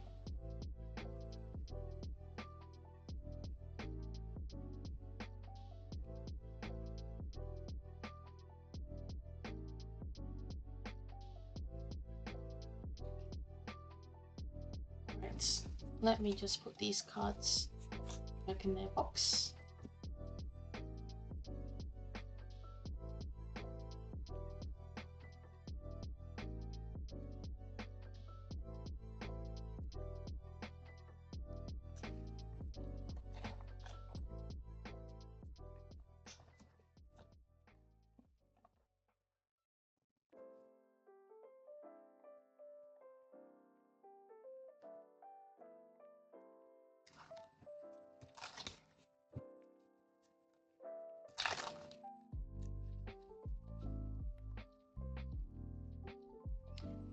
So, Harley, have you had much interaction with Hephaestus?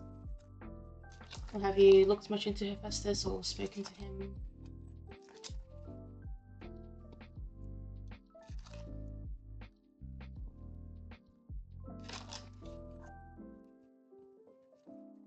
I think you should.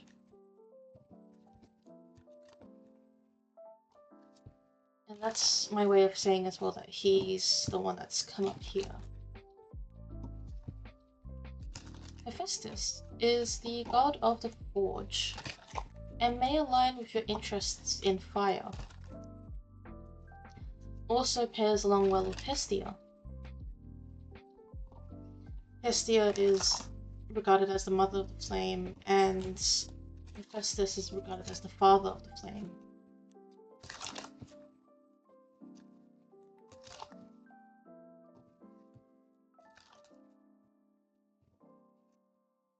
And I think that this sort of association with the fire element and fire witchcraft works really well with the idea of Hephaestus and how he's the god of the forge and how he can, it's like, use fire and heat to create something and to like invent, to innovate, which is, I think, really cool. Yeah, I think you should look into him because he's the one that's coming through today for this reading for you. Oh, sun, that's nice.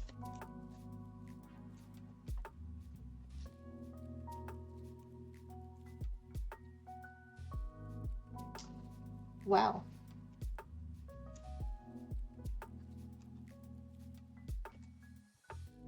I'm ordering these cards incorrectly because it's backwards. Yes. Alright. Feast your eyes upon these vibes. The Sun, the King of Cups, and the Ten of Cups. This is really good. He is all in terms of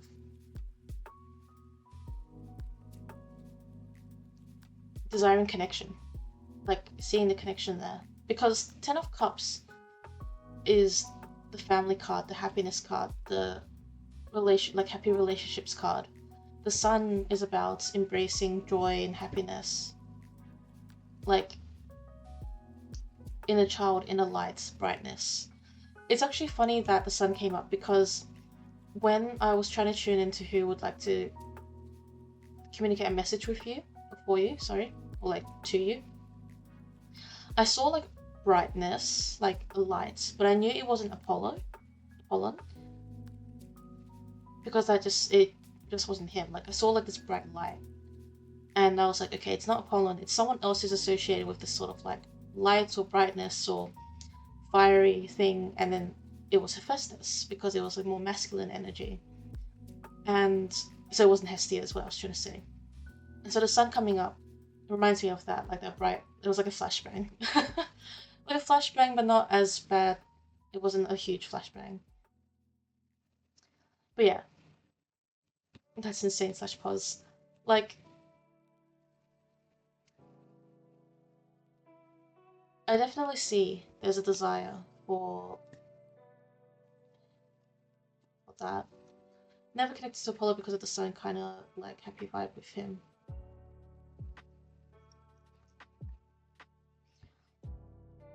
I think this reading is simply here's a deity for you to connect with, and I am sensing that there'll be really strong resonance. I think that when you do reach out to him and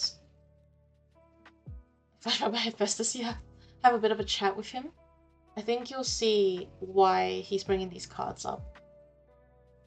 The King of Cups as well is about this idea that you're able to sit in like the moving waves, the turbulent waves, and still like be able to sit there and like enjoy yourself, take up your space, have a cup of whatever drink.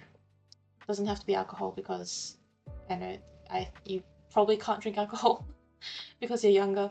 I don't drink alcohol either, and I'm of legal age, so that's just a preference thing. Anyway, that was a side tangent. The point being, it's like this ability to be able to withstand things, and I think that is really strong in terms of what you've just said about like the fire element and change and improvement and learning, in his forge work about in terms of like forging things and transforming things and withstanding the heat, like working in the forge, persisting for creation. Like when you create something, you start with like a block of something, or like some liquid metal or material, and you wonder, is this going to work out? Where's it going to go? Is it going to be good by the time it finishes? That's the King of Cups energy I'm getting right now. Is that he knows his craft. He knows what he does. He can transform things. He can invent things. He can innovate upon them. And I think this will bring you a lot of this feeling of like kinship even, and relatability.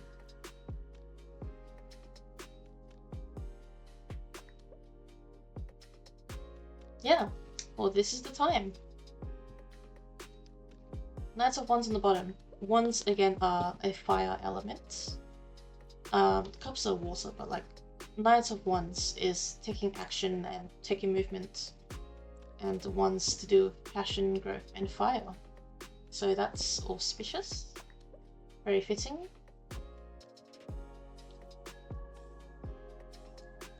There you go. That is that reading for you.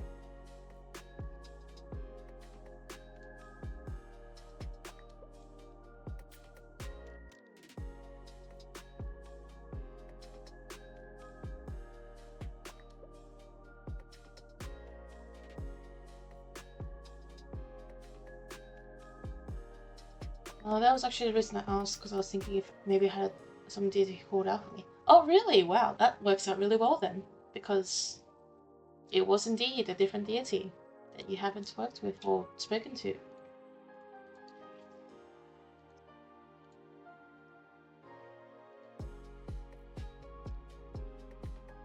Very fitting.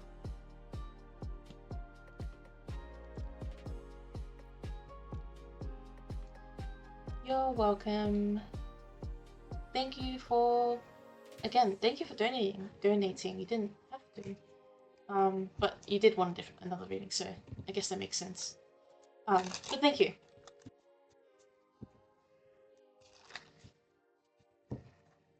Let us know as well in the sanctuary how you go with reaching out to Hephaestus and how that interaction may go, because I'm definitely curious.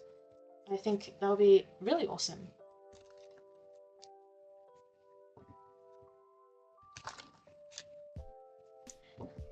let's see what reading Viv wants, and then that will be our last reading for the stream.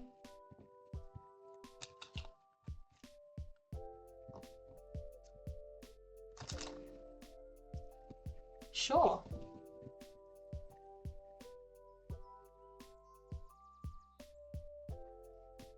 Yeah, I mean, doing offerings and praying to the deity tends to help with establishing that connection first. As you know. I'm just saying it. Alright, Viv would like a message from Loki. If he has anything to say.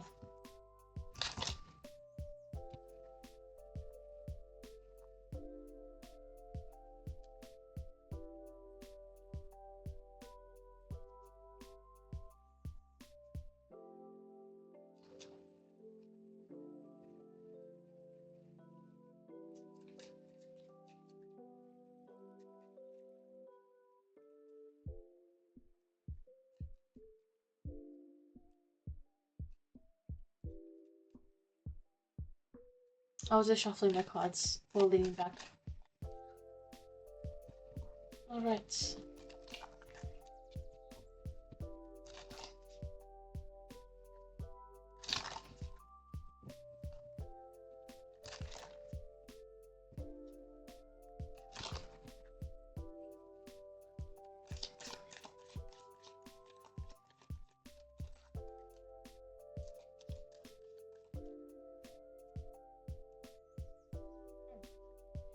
Twisting. Five of Pentacles and the Five of Cups in the same reading. And Judgment. That's not meant to be reversed.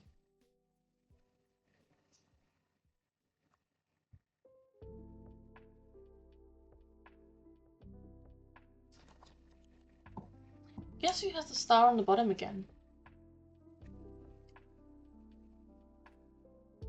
Got the star on the bottom a lot. So many like vibes of hope in this stream today. All right.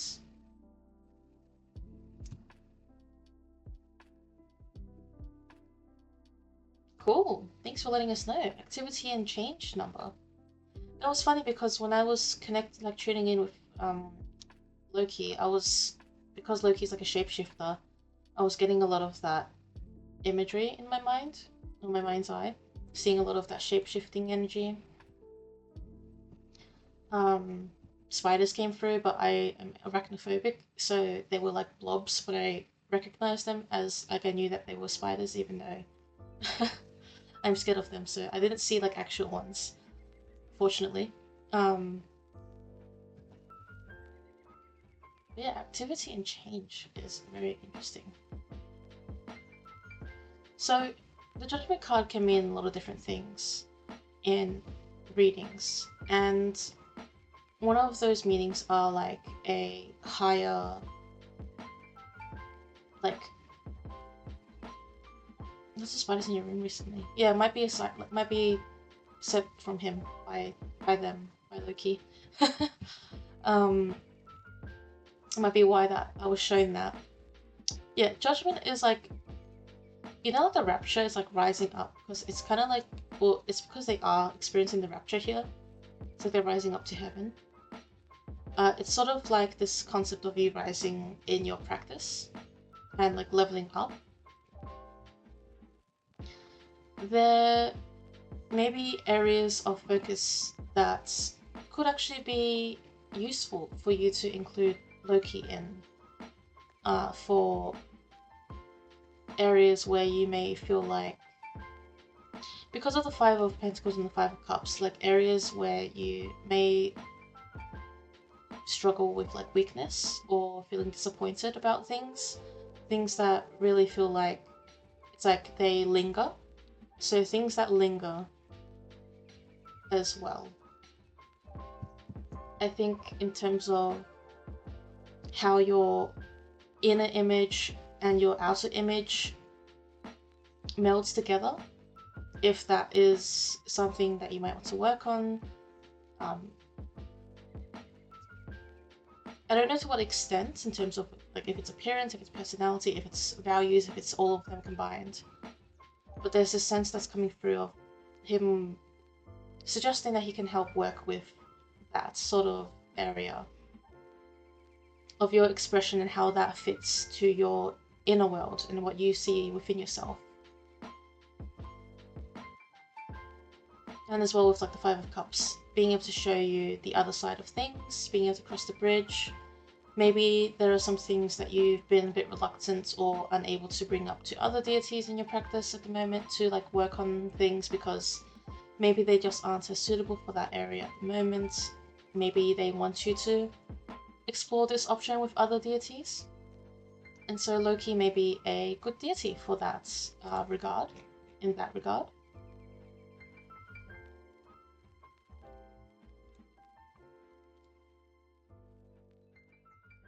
Oh, hey, Sizer. I'm just doing my last reading for the stream, actually. Of course, you caught me at 1 AM. Hope you're doing good. I'm going to be sleeping soon. It's more personal stuff. Yeah, it's very much personal stuff, like inner world and how you appeal to the world. But like, it's not necessarily about the external. It's about the internal and how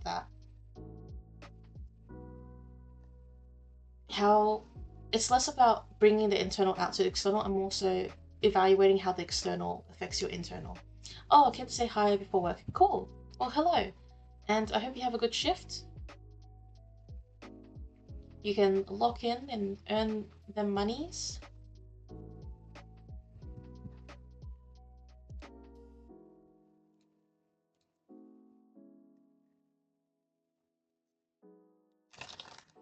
Yes, the monies.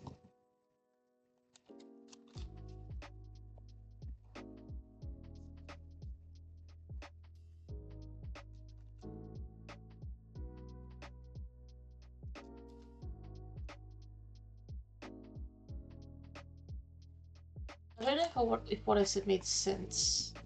A shadow work. Well, it's like, you know when it's like you get beaten up by the world so much that sometimes you kind of forget to be in touch with yourself. It's like that, you know? It's like so much of the external has like kind of shouted and held a megaphone to your ear, and you're listening to that, but sometimes, or a lot of the time, you may find it hard to even just listen to yourself and give yourself that time and space that you need to see where you're at and see who you are. And I think he can help with that. I don't know if it's necessarily shadow work, but it could be. But yeah, that's kind of the area that's coming through for what he's, yeah, sort of bringing forward. Top Cups.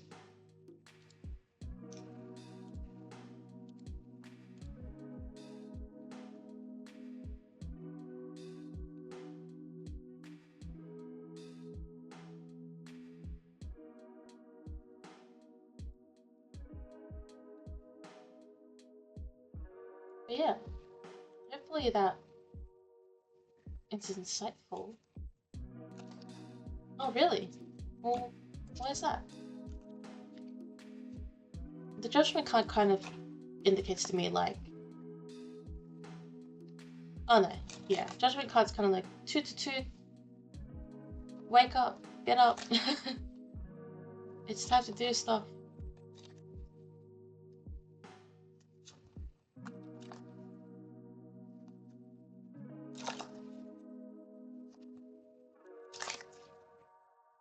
See how it goes with him, I think.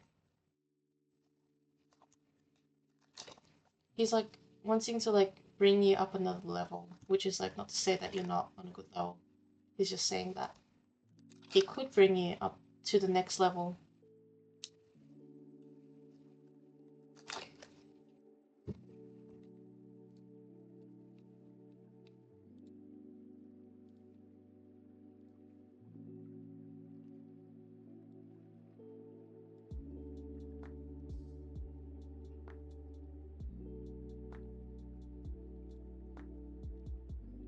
You're welcome.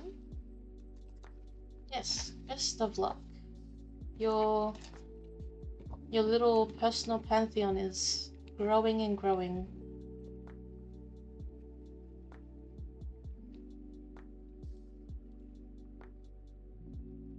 I hope it works out well.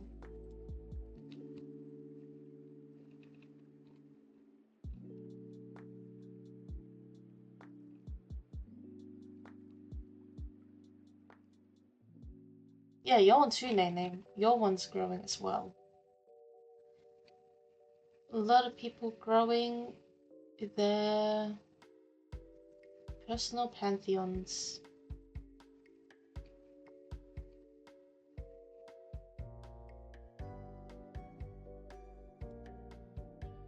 Okay. Let me pick my cards. Maybe not quite. But yeah. Alright, my friends. That brings us to the end of the stream, and I will be going to sleep. But first, we're going to raid someone else, because sharing the love is good. Good night, Daph. Thank you, friends. Good night, Viv. Alright, let me see who I want to raid. There are some cool people who are streaming right now. Good night, No Name. We'll raid its practical magic, I think.